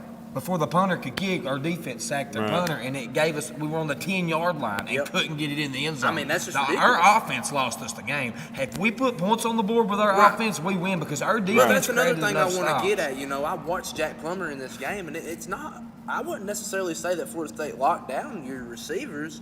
It was more so Jack Plummer couldn't get the ball to him. He overthrew him. He threw one pass behind Jamari Thrash. An interception right in the end zone. And another one was he had multiple passes that he threw right in the middle, wide open, overthrew him. It was just an all around horrible game for them. I feel like after them losing to Kentucky, it just absolutely killed the rest of their season. Most definitely. Well, moving on real quick. I know we could sit and talk about these two games all day. We really could, but we've got to move on. Our next topic here on Hot Takes, college football today released their 4 teams for the playoffs. Texas, Alabama, Washington, Michigan. Here's my question. Here's the take. Did they get it right? And if not, who would be in and who would be out on your decision? Listen, I think they did get it right. I feel like Georgia should still be in it, though. I feel like Georgia should be in there over the Washington team, maybe. Or maybe even Alabama shouldn't be in there. Georgia should still be in, even though they lost in the SEC championship. But overall, you go back and you look at all the games and all the points that were scored and everything else in all the conferences, I feel like they got it right. I really do. And the fans can be mad all they want. There's nothing they can do about it. It's already over with. They got the top 4. That's what it is. That's what it's going to be. Let's get ready to watch some playoff football. Did they get it right? No, they did not get it right at all. You put the 4 best teams in the playoffs. The 4 best teams this year is Michigan, Alabama, Georgia, and Washington. There are your 4 best teams. Now, what I don't agree with is them are your 4 best teams, but you cannot leave Florida State out of this. You go 12-0, you win the ACC. If this is any other conference, if this is the SEC, the Big Ten, you're not going to see that. If this is Ohio State in this situation, sorry to cut you off. That just goes to show how the ACC is so weak compared to these other conferences. Right. That's the only reason why that even happened. Here's the thing too, and I'm gonna jump in here is they didn't get it right, man. They did not get this right at all. Here's the thing. I don't care what conference you're in. The ACC, you can say what you want about the ACC, but every year, for like 4 or 5 straight years, Clemson's was in the playoff. Okay. Clemson even won it one year, and they're an ACC team. And here's the thing is the committee totally messed this up because here's the teams that it should have been if you just go by strategically how they normally pick. I'm not saying these are the best teams in my eyes, but strategically, this is who it should have been. Michigan, because they beat Ohio State. Yep. Washington, because they won their conference. Florida State, because they went 12-0 and won their conference championship. And then you look at that last spot. You could say Georgia, you could say Bama, or you could say Texas. But here's my reasoning on picking Texas is because Alabama beats Georgia. Texas beats Alabama. You got to put Texas, Florida State, Michigan. No SEC team. I'm sorry. If you're doing it strategically based on, I'm not saying those are the best 4 teams, but strategically based on the way that the committee normally picks their spots, you have to pick it that way. But you got to go off of the games, too. Michigan played Iowa. Their offense is one of the worst in the nation. Yep. Texas plays Oklahoma State, 19th in the nation. Well, Michigan's conference championship game was with Ohio State. But it doesn't matter. You got to look at the game that they played. Washington played. I don't even know who Washington played. I can't even remember. Oregon. Okay, that's 3 and 5. That's a tough team. Good game. You look at the SEC. You got 2 of the top 10 teams going against each other. You cannot leave them out of the college playoffs. See, you say that, but so did Washington and Oregon. So did Washington Ohio deserves. State and Michigan. Texas. They wasn't in the conference championship. They was not in the conference championship. Really? I mean, come on. No, they're in the conference. They play the last game of every year. That's rivalry week. But the winner of that game, always wins the conference every year. The winner of that game, that is your conference championship. It doesn't matter if during rivalry. You got to look at who's in the game. Okay, moving on. We've talked about this long enough. Moving on to college basketball really quick. Louisville, who's 4-3 now against DePaul, who's now 1-6. Who you got? I guess I'll take Louisville because it's the DePaul team. I mean, if y'all lose to DePaul, I mean, you'll never hear the end of it next week. But I will say Louisville will take this one because, Sky Clark, he's picking it up. Louisville is still not a great team at all whatsoever, but I will take them over DePaul. I got a funny story I seen on Louisville today. Some kid on Louisville didn't play the first half because they didn't have the right tights for him. I mean, what is going on over there? That kid would not be on my team. He wouldn't even been able to play the second half. He would have been packing his stuff and going home that game. I would not have put up with that. That just goes to show you, that just goes to show you Kenny Payne isn't really what you need in a head coach. He is obviously an assistant, or maybe even lower than that now after being able to see that in an interview. He should have not even mentioned that. That just made Louisville look horrible. Well, you done? You taking Louisville? I'm going to take DePaul here. I don't trust Louisville in any game. I'm going to, right here, I'm going to take Louisville. But I will say, and I'm going to make this very quick so we can move on, is I'm as a Louisville fan, I'm not behind Kenny Payne's decision on to play the kid in the second half. I'm not behind him allowing that to happen. And I'm not behind him. Even if he did allow it to happen, it should have never been said at a press conference. Exactly.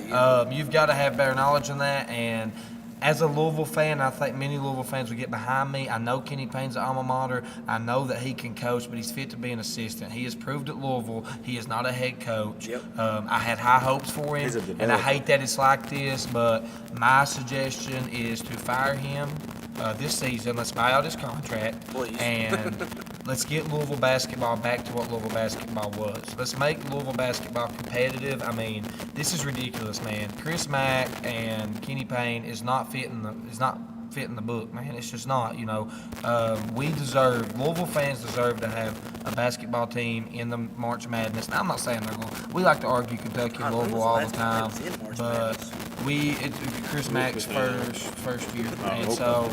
Yeah, I'm just very disappointed in this program, and I have been since Rick Pitino left. So I want to say one more thing before we move on. When you start an interview and you say, "I probably shouldn't say this," you probably shouldn't say it. You shouldn't probably say it. So why even say that and then continue to say it? He's instantly regretting that. I mean, You know oh what my I mean? God, that's twice now in an interview. And it's that not like he has a made- bad team. No, it's He's got just a talented team. he reminds me a little bit of Joe Biden. I mean, he doesn't know what he's doing. You know what I'm saying? Every Okay, time we he don't gets wanna in- get Moving on on, politics. moving on. We don't wanna get on to politics politics. Moving on. Kentucky 6-1 versus Penn. Who do you got? Kentucky. Give me Kentucky. You cannot pick. Listen, Kentucky falls to UNC Weird. Wellington. Who even is that? I think they're in like Alice Lloyd's conference. Are you kidding me? You want to sit and talk about Louisville? Yeah, Louisville loses, but UNC Wellington. Who'd y'all lose by at the beginning of the 7? game? It don't matter. Beginning of the season? We're expected to be bad. Y'all are ranked in the top 25. Hey, man, listen. Like, what are you doing? I'm I don't glad even- that we lose that game I'll let early you in talk. the You season. you chose not to talk. You chose not to talk when it was your turn. It's my turn. Oh, right now. whatever. So I didn't have to talk. Give me I'm gonna be realistic. Give me Kentucky, but I had to bring up their loss the other night. I wouldn't be the true Louisville fan that I am if I did not bring up I'm their glad loss we from the got other that night. loss early in the Listen, season. guys, moving on. We have Sammy's top 10 up next. You're not gonna want to miss this. We'll catch you in just a second.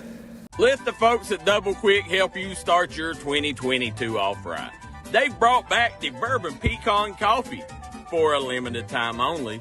You can also quench your thirst with the great deals on fountain drinks they offer daily. Double Quick is your one-stop shop for everything.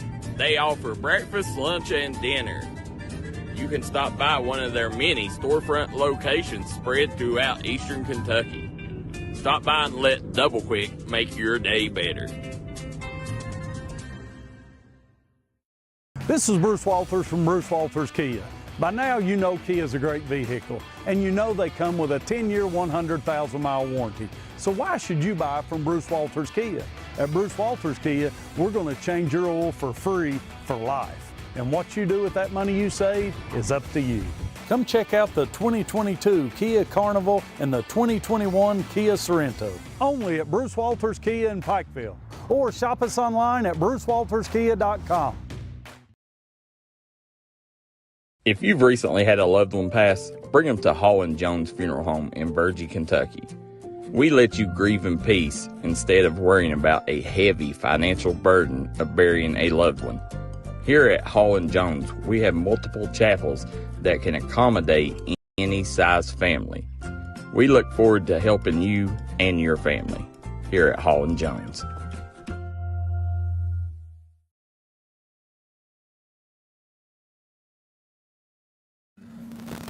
Welcome back, Coach's Corner, episode 7. Guys, we've had such a great show, and I greatly appreciate you tuning in. We started off the show with the recap. Then we had John Chaffins from Fleming Neon, Jude Yance from Fleming Neon, legendary coach David Robinson was on here, and now we've got Sam and Big E.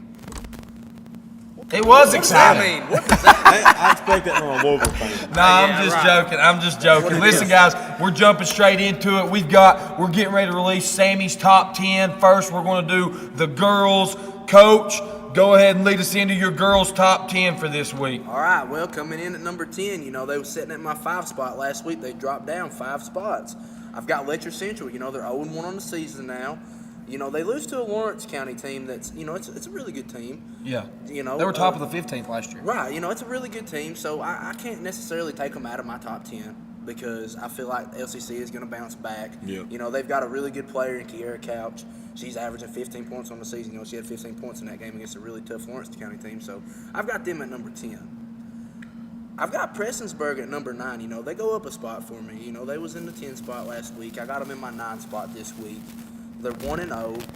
They play against a McLaughlin County team, which is always a competitive team in the boys and girls side of basketball. They've got a really good player in Audrey Prater. She got 25 points against this McLaughlin team, and she really lit them up. I think that Prestonsburg could be moving up in my top 10 even further than what they are at now. Coming in at 8, they wasn't in my top 10 last week. I've got Martin County. At my 8 spot. They're 3-0 on the season. I tried to get some stats on their team, but they've not released any yet, and they're not on KHSAA right now, so I can't really speak on their stats. But I know that they have beat some really good teams so far coming into this season. That's why I got them at my number 8 spot. I've got the Phelps Hornets, the Lady Hornets. They're coming in at number 7. They was at my 9 spot last week, 3-0 on the season now. First 3 games of the season, they've got to win. Coach Justin McCoy, we had the pleasure of having him on a few weeks ago. He's doing a really good job with this young Lady Hornets team. And, congrats to you, Coach. But they beat a Mount View team, Twin Valley, Cornerstone Christian. I mean, 3 really good teams out of different states. Yeah. They've got a dynamic duo in, Caleb McCoy and Weddington averaging 21 and 17.7 points per game. And for them to be freshmen and sophomores, which that's just ridiculous. Good. That's you don't find that often. Right. That is just, that is crazy to me that they're out there balling. Well, and the best thing about Coach McCoy, real quick before we move on, is his team. I think he only has 1 senior, so he returns the same team next year. Yeah, so it's crazy, right? I love it. I love it. I love so. seeing the younger players perform against the older ones the way that they are, because they have more room for improvement. Exactly. I love that. They're at my number 7. At number 6, I've got Perry Central. I've got the Commodores coming in. They was at number 8 last week. I've got them at 6 this week. And, Coach Misty McLawrence, she's doing really good with this team, playing against Powell County and not getting the win. And, with Kyra McLawrence, she's doing a really good job with 26 points per game. 26 points per game is a really good job.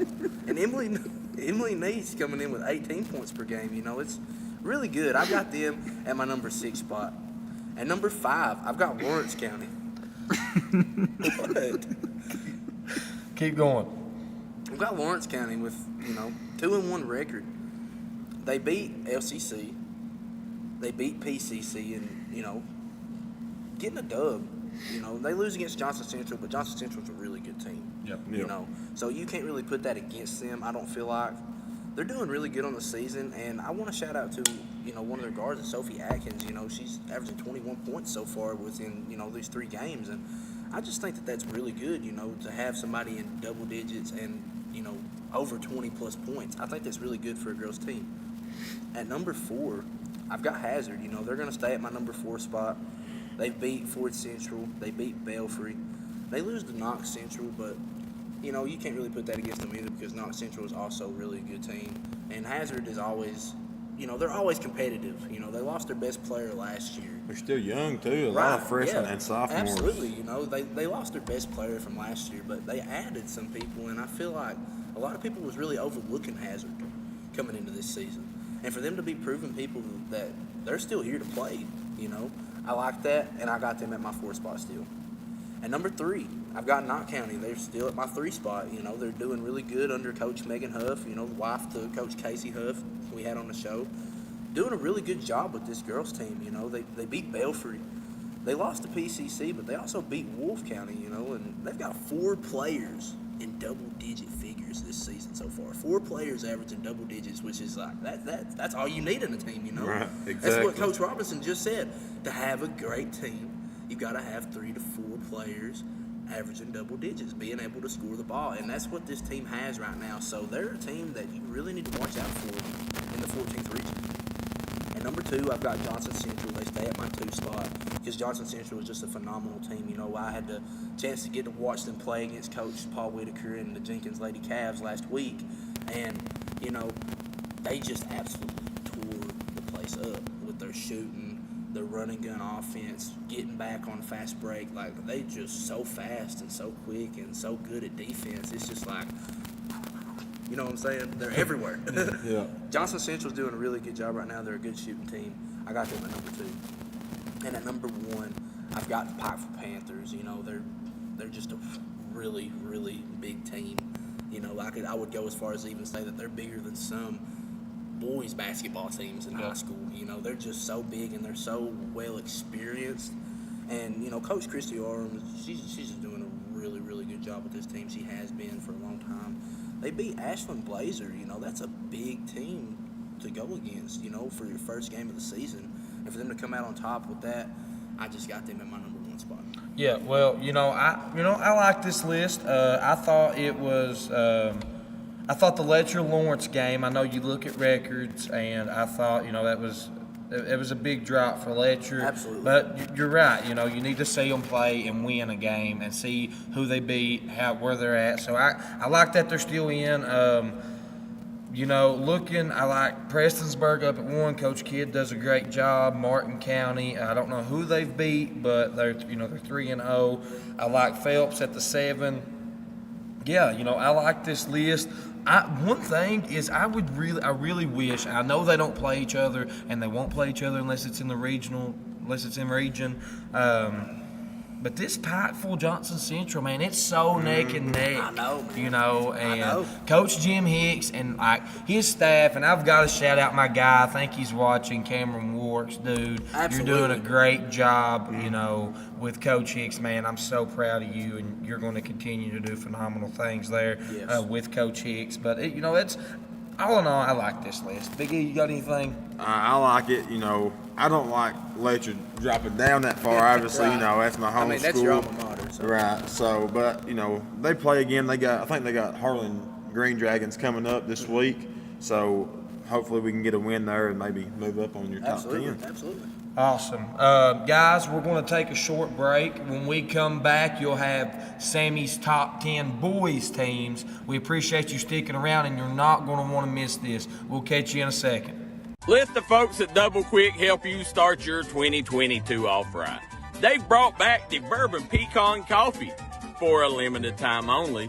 You can also quench your thirst with the great deals on fountain drinks they offer daily. Double Quick is your one-stop shop for everything. They offer breakfast, lunch, and dinner. You can stop by one of their many storefront locations spread throughout eastern Kentucky. Stop by and let Double Quick make your day better. This is Bruce Walters from Bruce Walters Kia. By now, you know Kia is a great vehicle, and you know they come with a 10-year, 100,000-mile warranty. So why should you buy from Bruce Walters Kia? At Bruce Walters Kia, we're going to change your oil for free for life. And what you do with that money you save is up to you. Come check out the 2022 Kia Carnival and the 2021 Kia Sorento. Only at Bruce Walters Kia in Pikeville. Or shop us online at brucewalterskia.com.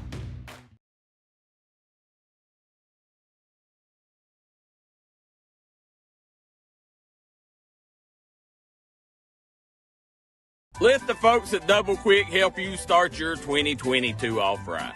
They've brought back the Bourbon Pecan Coffee for a limited time only. You can also quench your thirst with the great deals on fountain drinks they offer daily. Double Quick is your one-stop shop for everything. They offer breakfast, lunch, and dinner. You can stop by one of their many storefront locations spread throughout eastern Kentucky. Stop by and let Double Quick make your day better.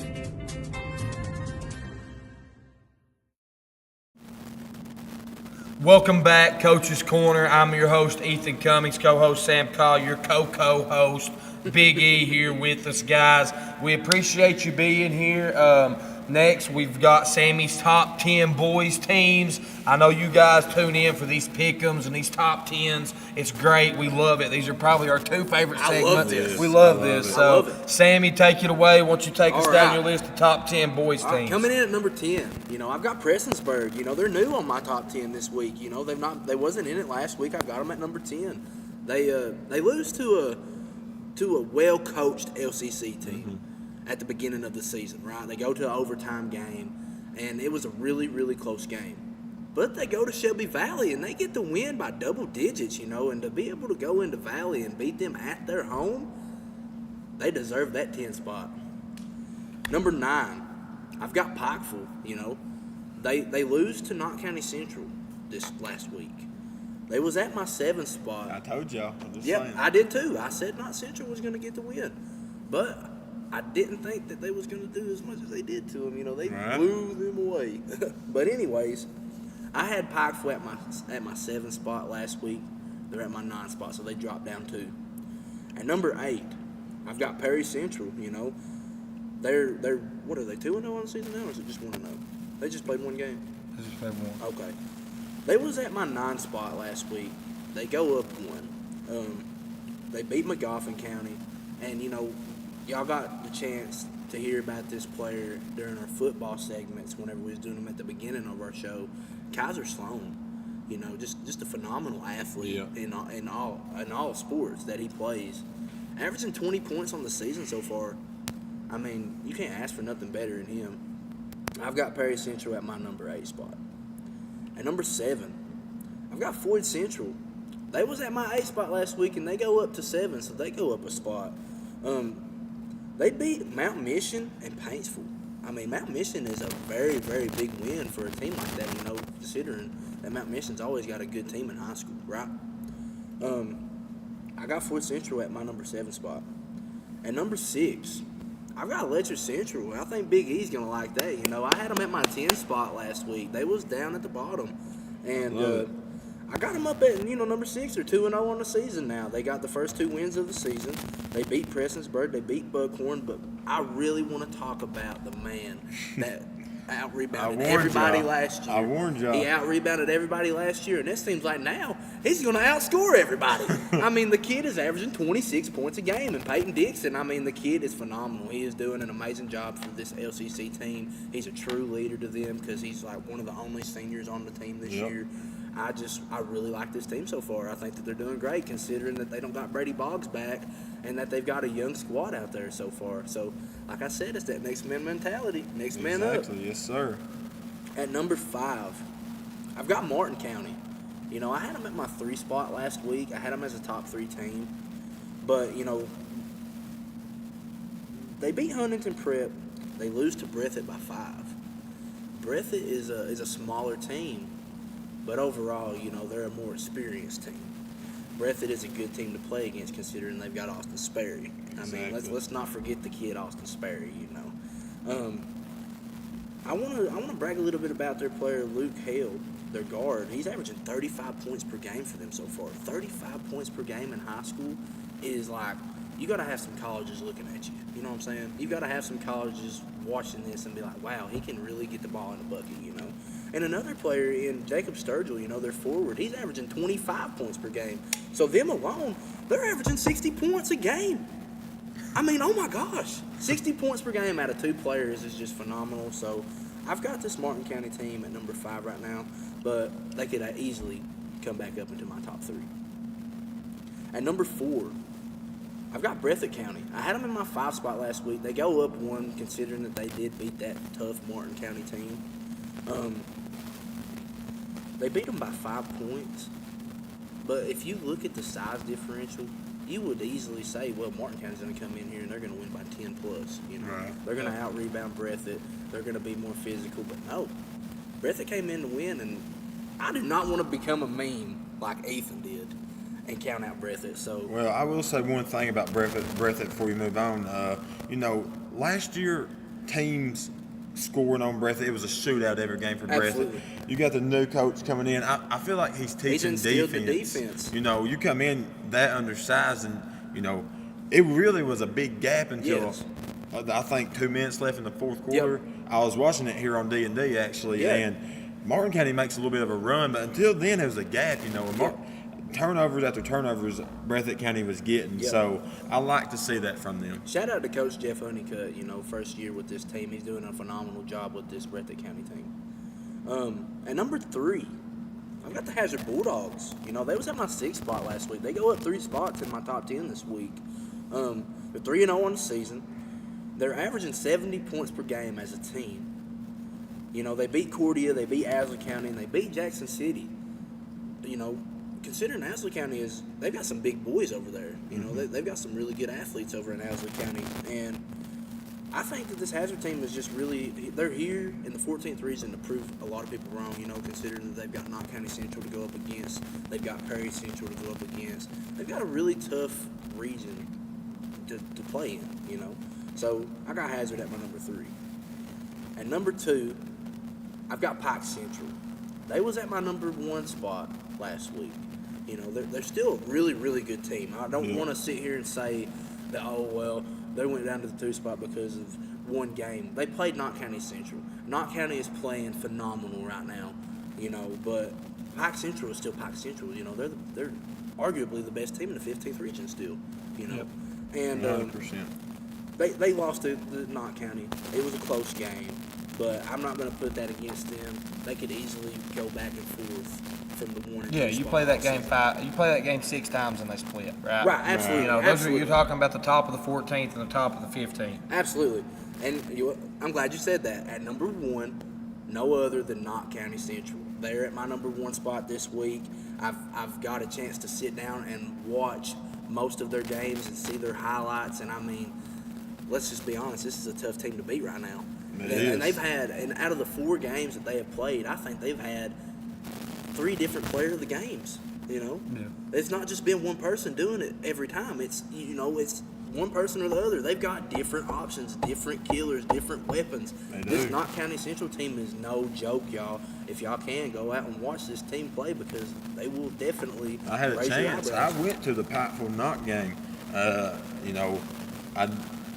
You see a team like Knott County that don't have size. They don't have a big guy going up against a Pikeville team that has Charlie Fitzer. Right. You expect him to come in and dominate, but that Knott Central, they surprise me. They play big. They're not big, but they play big. Absolutely. They beat Pikeville.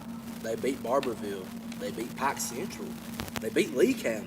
I mean, those are 4 big-name teams to beat at the beginning of this season. And I want to give a huge shout-out to Jaden Huff for averaging 20.3 points per game. Yeah, 20 points per game on the season. And Hunter Haddix is averaging 13.7 on the season. So they're doing a really good job over there in Knott County. And congratulations to Coach Casey Huff. You're doing an awesome job over there. Looking at this list, there's some things I can critique, okay? I'm looking at it like I think Prestonsburg deserves to be in there. Listen, Coach Chase Parsley is phenomenal. He's great. I think he's going to do a good job up there throughout the remainder of this season, especially watching them play against Letcher and then watching them play against Valley. I think if they play the way they played against Valley against Letcher, it's a different outcome. So I like them being in there. I think they're going to be a team that you see, that you might see itch their way up in this list. Absolutely. Pikeville, I know you said you thought they dominated them, but I didn't watch the game. But looking at the final score, not only beat them by 7. Right. So, it wasn't too bad of an outcome for Pikeville. And that was because of free throws. They was fouling at the end of the game. So really, if you take free throws out in the 4th quarter, it's probably a 2-3-point game. Okay, so it wasn't really like a blowout like you said. Pikeville's fine. I like them staying in there. I like them. As long as they're in, I'm fine with Pikeville with them being 0-1. Perry Central, I think that's a team that you're going to see drop and raise a lot this season just because they lost so much from last year's team. I like them at 8. Looking at Floyd Central's got they got a good group. Chris Spriggs is over there, and Alan Joe Moore does a great job with them, man. And so you're going to see them climb up. I kind of, I don't know how much I like Letcher at 6. I don't. I think you've seen Letcher be a Prestonsburg team who I commend for their win against Valley, but right now I still see them as a mid-level 15th. And then you see them struggle with Buckhorn. Buckhorn by 11. They only beat Buckhorn by 11. So, and which I know they've been without some of their guys this season, and once they're fully healthy, we'll really be able to tell. But, I don't know. That Buckhorn game, we have 3 starters out. I will say this. Letcher's probably a top 10 team, but I'm glad you didn't put them in the top 5 because I really could have argued you there. Martin County, I like them at 5. I think that Breathitt is eventually going to be fighting for that 1 spot. Absolutely. I think you're going to see not Pike Central, Breathitt fighting for that 1 spot. They're going to be rotating. They're going to be rotating that. They're going to be in there. So I like Breathitt at 4 for now, but I really look for them to get in that top 3. Yes. Maybe even next week. Who knows? Who knows? And then your top 3 I agree with. So Hazard at 3. They're Coach Al Holland's legendary. They got 3 big wins, 3-0. Pike Central. I agree. I'm a big Pike Central fan this year. I think they got a squad, man. I watched them play this summer. Rigdon. If you watch that Pike Central Knott County game, Knott County led for most of the game. They were up. I think at one point in time it was either the 3rd or 4th quarter. Thinking it was the 4th. They were up 18. They was at 34-14. I remember. Yeah. Well, at one point in time they were up 40-22 in the 4th quarter. And you watch Pike Central fight their way back Yeah. and make it, and not ended up knocking down free throws and winning by 3. Yeah. But I like that, man. So I think Coach Casey Huff's doing a great job and is very deserving of this number one spot. So hats off to you, Coach, and your team. I like it. Well, I'm going to say this, and my girlfriend is probably going to get mad at me, but Hazard does not deserve to be in this 3 spot, and I'll tell you why. The teams they played Cordia, this is not a Cordia team we've seen in the past. They wasn't last year. Who else you said they played? They played Lee and Jackson City. They played Owsley and Jackson City. See, them are 3 teams that are in the bottom of their regions, you know what I mean? Mm-hmm. So I cannot give Hazard the respect right now to be in the top 3. Now, I'm not saying they're not a top 10 team. But right now, I cannot put them in the in the top 3. I like 1 and 2. Letcher, Ethan said, I like them at 6. They win both of their games. Yeah. They're a team that they got to get stops if they're going to win. Mm-hmm. Coach Taylor's big on defense. I don't care if they're up by 40, if they're losing by 40, they're going to be in your face the whole game. Yes. Full court man. So I like to see where they, this next week where they stand. Hopefully they will move up. I love my Cougs. Pikeville, I still like Pikeville. One thing I seen from the Pikeville game, losing Riley Sammons really hurt them. Yes. They got to figure out the score they can go to because they really looked like they didn't know where to get the ball to get a bucket. Yes. So, And Coach Elijah Justice, He'll figure that out. He will figure that out. Elijah Justice knows basketball. absolutely. I mean, he just does. I firsthand played against them. Actually coached against him, played against him. He can figure it out, man. He's had the Pikeville Panthers rolling for a while. He will figure it out. I'm just saying right now they got to figure that out. It's going to be a learning experience for them this season. Sure. Yes, absolutely. One thing I will add real quick, sorry to interrupt you. No, you're fine. And before we move on is you mentioned Breathitt County on the defensive side. Man, you watch this Breathitt County team, and I know you say, and listen, I've coached against Jeff Honeycutt. I mean, he's a tremendous, great coach. But, dude, that's a high-scoring game to be mentioned in any defense. I mean, you don't see high-school games in the 80s. Right. You don't. Right. Not a good defensive. You see high school games in the 50s and 60s. That was a shootout. Saturday with Martin County was a shootout. And here's the thing. If you get into a shootout with Breathitt, if you don't guard Sperry and you don't guard their players, you're going to get outshot. You're going to get outshot. You just are, because Breathitt has 4, 5, 6 guys that can score anytime. You double Sperry, okay, we're going to give it to B-Enemy. You double B-Enemy, okay, let's give it back to Sperry or whoever. I don't know all their players' names, but they got like 4 or 5 guys that can score. So, if you get into a shootout with Breathitt, they're beating you. Yep. Well, I say the defense because for Breathitt County to pull that out, they had to come up with some big-time stops. And last year, I don't feel like if they got in that situation that they would have won that game. They come in, they get the stops that was necessary to win this ball game. That's why I mentioned the defense side. Most definitely. Well, guys, we appreciate you staying with us. Up next, we've got our Pick'em segment where we pick the top 10 girls games and top 10 boys games from this week. You're going to want to stick around. We'll catch you right here in a second. Don't let just anyone take care of your pharmaceutical needs. Call Jay's Pharmacy in Jenkins, Kentucky. Jay's Pharmacy has been a staple in the Jenkins community for many years, formerly known as Boggs Pharmacy. Jay's Pharmacy is in it for you. They'll make sure your trips to the pharmacy is easy and smooth. They'll fight the insurance companies for you and give you great prices on your medication. Call Jay's Pharmacy today in Jenkins, Kentucky. We look forward to hearing from you. Let the folks at Double Quick help you start your 2022 off right. They've brought back the Bourbon Pecan Coffee for a limited time only. You can also quench your thirst with the great deals on fountain drinks they offer daily. Double Quick is your one-stop shop for everything. They offer breakfast, lunch, and dinner. You can stop by one of their many storefront locations spread throughout eastern Kentucky. Stop by and let Double Quick make your day better. This is Bruce Walters from Bruce Walters Kia. By now, you know Kia is a great vehicle, and you know they come with a 10-year, 100,000-mile warranty. So why should you buy from Bruce Walters Kia?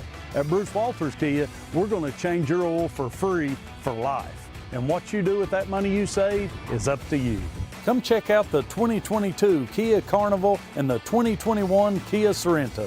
Only at Bruce Walters Kia in Pikeville. Or shop us online at brucewalterskia.com. Welcome back, Coach's Corner, Episode 7. I'm your host, Ethan Cummings. Co-host, Sam Collier. Big E is the co-host. No longer special guest. He's here so much. He's got a deserving name Yeah, now. Official name, co-host. Let's go. Guys, this is a pick'em segment. For this segment, we predict the top 10 girls games for this upcoming week, and then top 10 boys games for this upcoming week. Before we get started, from last week's game, we had a couple reschedules, so we didn't get the kicker record for the full 20, but we got to 18. So Sam finished with 11-7 record. I matched his record with 11-7, and Big E is now in the lead with 12-6. And you're going to want to stick around because we have 2 episodes before we go on break for the holidays. And on that last episode, we're going to announce what happens to the 2 losers on these records at the end of the year. And you're not going to want to miss that. So make sure you tune into that. So, guys, let's dive on into this. First, we've got girls basketball. We predicted this one last week. Let's see if you keep the same prediction because it got rescheduled to this week. Pike Central at Prestonsburg. Who do you got? Listen, man, I'm going to have to go with Prestonsburg on this one. I don't know much about these 2 teams, but give me Prestonsburg. Okay. I'm gonna give me Prestonsburg too. It's at home. I'm gonna take Prestonsburg. Okay. Moving on, we've got Paintsville at Betsy Lane. Who do you got? Give me Betsy Lane on this one. I'm gonna take Betsy Lane. Give me the Tigers here. I'm gonna take Paintsville. You know, breaking news real quick. Actually, Big E, I'm not letting him change his pick after this, but Paintsville's girls head coach resigned today. And so with that happening and a coaching change this quick and it being the first game with the new coach, listen, man, I'm going to ride with my guy. Me and Corey Thacker's been friends a long time, since the beginning of my coaching career. And I think Corey comes with energy. They're undefeated right now, and I think they're going to stay undefeated. Give me the upset. Give me Betsy Lane. We've got Breathitt County girls at Floyd Central girls. Who you got? I'm gonna take Floyd Central on this one. Give me Floyd as well. Give me Breathitt County. I'm taking Breathitt County on this one. We've got Corbin at Perry, and I guess it's at Knott because it's the WYMT tournament. So who do you got? Corbin and Perry. Let me take Perry County in this one. I'll take this one. I'll take Perry County. Well, you know, I've played Corbin the past 2 years in football. If their girls' team is anything like if their girls' team is anything like the football team, I played on basketball last year. Give me Corbin. Give me Perry. Closer to home, I'm taking Perry all day. Give me Perry. Moving on, Jackson County and Knott County in WYMT. Knott County. Knott County. Knott County. We're all 3 taking Knott. Coach Huff, Megan Huff, don't let us down. Don't let us down. We've got this one. Okay, we're out of the WYMT. We got Jenkins at Phelps. 2 coaches that we both like. Coach McCoy, Coach Whitaker. Who gets this one? Listen, I think this is going to be a good game, boys. It is. This is going to be a really good game. With the way that this Phelps Hornets team's been playing and the way that Jenkins played Saturday to, show up and actually play the way that they should have at the beginning of the season, this is a hard pick for me. It's a really hard pick for me. It's hard. It's a really hard pick. I'm going to give me my Jenkins Lady Cavs on this one. Give me Jenkins. Give me Paul Whitaker and the Lady Cavs here to take this one home. I think they got more experience. They come in ready to play, and they're going to take this game. Paul, I'm going to stick to my pick, and I'm going to pick you again, brother. These 2 are only doing it to try to get back in your good graces. Last week. I am picking Jenkins and riding with the green, baby. Give me Jenkins and Coach Paul Whitaker. No, really, I think it's going to be a good game. I think it's going to be you're going to see 2 teams that are somewhat matched and evenly matched, and I think it's going to be a good game, even though Jenkins is on the road. Moving on, we've got Harlan Independent at Letcher. Who do you got? Give me LCC. I ain't gonna bet against my Cougs. Give me the Cougs. Yep, I'm going to take Letcher Central as well on this one. Moving on, we've got Floyd Central at Prestonsburg. Who do you got? I also think this is going to be another good game between these girls' basketball teams. Give me Prestonsburg. I picked. This is a district game, by the way. Yeah, I know. I picked Prestonsburg up here. I'm gonna rock with them. I'm gonna stay Prestonsburg as well. I'm not going to disagree with you guys. I'm sticking to Prestonsburg right here. Okay, moving on. We've got another district matchup. Phelps at Pike Central. Who you got? Woo-wee. Give me Phelps. I'll take Brad Coach with McCoy and the Hornets. There we go. Listen, I will say this. I think Phelps gets Pike Central. I do. I think Coach McCoy gets these girls riled up, and I think they get them, but I don't think they get them this early in the season. Give me Pike Central at Pike Central. Now, when it comes to Pike Central going to Phelps, ask me again, it may be a If I ain't different story. mistaken, didn't they beat them last year, late in the season? No, but they ran a competitive game. Okay. They ran That's a what I close thought. game in district. Yeah. They ran a close game with them. They did. Moving on, we've got Letcher Central at Boyd County. Who you got? Last Give me one. LCC taking a dub at Boyd. Give me the Cougs. Give me Boyd. Oh, give me my Boyd. God. Like you said with Corbin, if Boyd is anything like their football team, give me Boyd. Guys, that was our top 10 girls games for the week. When we come back, we're going to have the boys, top 10 boys games and predict them. It's our last segment. You're not going to want to miss this. Stay with us. We'll catch you in just a second.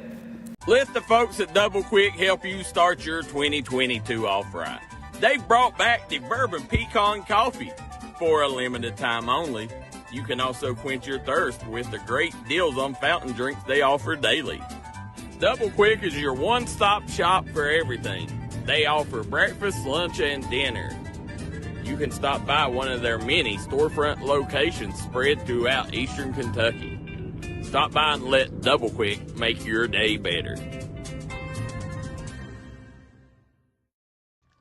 MGC Supply is your complete source for drainage and erosion control products. MGC Supply also sells services and installs Cummings generators. MGC Supply sells and delivers limestone gravel for businesses and homeowners. MGC Supply is your solution supplier and is proud to sponsor all the teams in eastern Kentucky. 2590 U.S. Highway 23 South Pottville, Kentucky, 41501. Give them a call today at 606-433-0077. Or you can call them at 606-794-6765.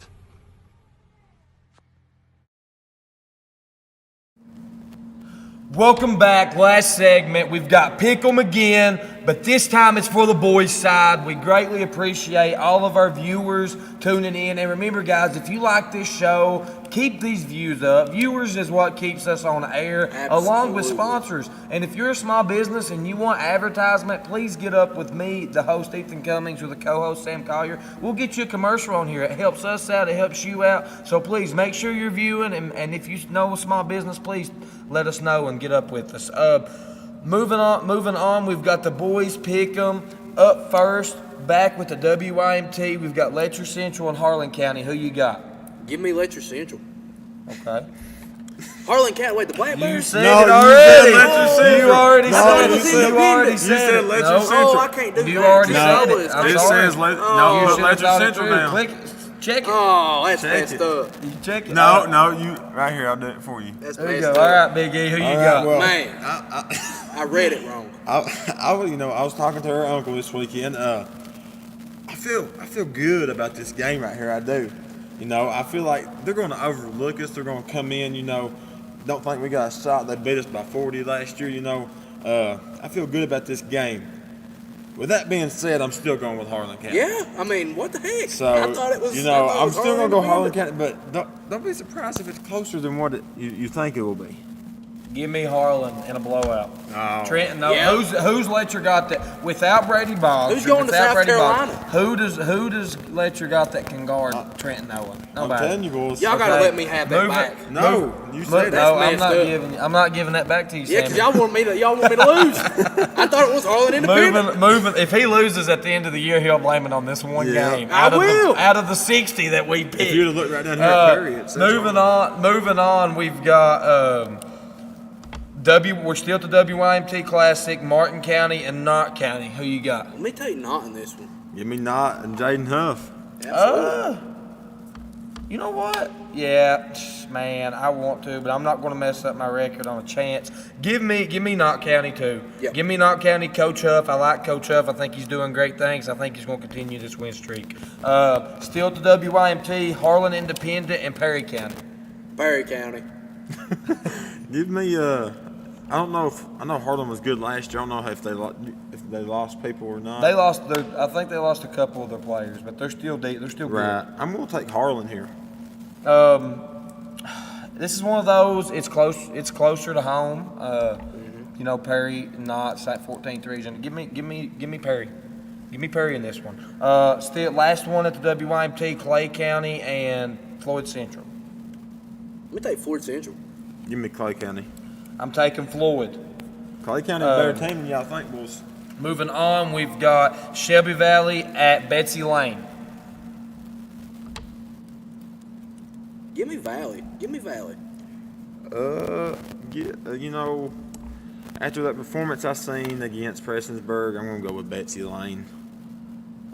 Give me, I'm going to be like Sammy. Give me Valley. I think Coach McCoy lost to Prestonsburg, and that fired him up. Listen, Coach McCoy's, I speak about Coach Thacker and Coach Justin McCoy all the time, but Coach Tyler McCoy, me and him, we've coached against each other. We've known each other. We text all the time. So I love his energy, and I think that those were first game jitters, and he's going to shake them, and his team's going to come out ready to play at Betsy Lane. I think it's a close game. I think Coach Mike Howard's doing a great job with that program for it to be his first year. But I'm going to take Shelby Valley in a close game on the road. Next, we've got Belfry at Jenkins. Give me J-Town. I'm taking Jenkins Cavaliers. Give me the Pirates here. I'm going to speak on this. Jenkins is 1-1 on the season. They lost to a better than expected Phelps team. Yeah. Yes. So I think this is kind of a redemption game for a Kentucky win. They did pick up a win at the Hoopalachian Classic over at Twin Valley in Virginia, but I think Coach Lee and his guys are going to be riled up. I've mentioned them before. Brady Sexton, Gavin Gibson, all those guys, they're ready to get a big Kentucky win. So I think they get it here at home. Give me Jenkins in this game. Moving on, we've got McGoffin County at Letcher Central. Who you got? Let me take Letcher Central in this one. Are you sure? I'm sure this time. Because, no offense to LCC, I may have just picked them earlier, but they are going to lose to Harlan County. I mean, let's just be real. They are going to lose. And I can't wait till they show every one of y'all haters up. I don't care. They let them show us up. That's what I'm here for. That's what I want to see. We want to see that. Yes, we do want to see We it. We're not want to rooting see against that. anybody. We're not rooting against nobody love upsets. whatsoever. But, just like Coach Ethan said, who's going to guard Trent Noah? Moving on, though, we're on the McGoffin County and Letcher Central, game. please. Thank you. Give me Letcher Central. Give me McGoffin. I think McGoffin, last year it was a good game between these two teams. And what's that player's name? What's his name? Aiden. I don't know. It would come to me, but right now I know his first name's Aiden. I can't remember his last Well, name. McGoffin County's got a player that can easily drop It might be 30, Barnett. I a don't 30-point think night and get a win. He gave us 40 last I year, think actually. I think it's going to be a good game. I think it's going to be a competitive game. It's at Letcher, but give me the upset with McGoffin on this one. Next up, we've got a district matchup: Floyd Central at Peaburg. Who you got? I think this is going to be a good game. I really do. Yep. I'm going to take Floyd Central in this one. I'm going to take Floyd Central. I got Floyd Central as well. We've got two Sammy top 10 teams right here. Right here. Floyd Central at what, 7 or 8? They were at my Floyd Central was at my 7 spot. Floyd Central, you got number 7 and number 10 playing each other. I think. Give me the upset. Chase Parsley's on a roll. He had a competitive game with an overtime game with Letcher Central, and then he beats a very good, very well-rounded Shelby Valley team and Coach Tyler McCoy. So. Give me the upset here at home. Give me Prestonsburg. I think they get behind their home crowd. Moving on, we've got 2 more games to predict. Shelby Valley at Johnson Central. Who you got? Johnson Central. Johnson Central.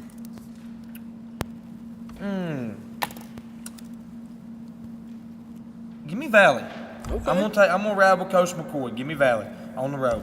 That's 2 on the road games. I think Valley's gonna win this week. Okay. Last game, this ain't a district game. Is it a district game? Is Lawrence County with Betsy Lane, Prestonsburg, and Floyd? If it goes by foot, I don't know how basketball works. I'm not for sure, but Betsy Lane at Lawrence County. Who you got? These are 2 teams that are not in your top 10. Absolutely not. Let me go with Lawrence County. Yeah, I'm leaning towards Lawrence as well. Yep, give me Lawrence County as well. All right, guys, that's our pick'ems for this week. Sammy's top 10. Listen, if you're just now tuning in. One more thing. Right now, can we say 14th is the better region? Well, that's another question for another day. Hot topic. That's another question for another day. But, guys, if you're just now tuning in, when we go off live stream, you can go back and watch this, and we encourage you to do so. It's been an amazing show. Will's been producing from behind the scenes, and he's done a great job, and we appreciate you guys tuning in. Don't forget, next week we have Coach Cameron Smith and a couple of his players, which we'll release throughout the week, coming right here to Jenkins Gym to be in on Coach's Corner. Sadly, after we do the interviews next week, Big E can't be with us. He's going to be out of town, but we are going to have a 3rd chair. And it's going to be a mystery. Who's going to be here sitting in this seat for hot takes, for Sammy's top 10s, and for the pick'ems? Who's going to be here? We don't know. You won't find out till next week. Guys, we appreciate you tuning in. I'm your host, Ethan Cummings, co-host Sam Collier, co-host Evan Cummings, Big E as we call him.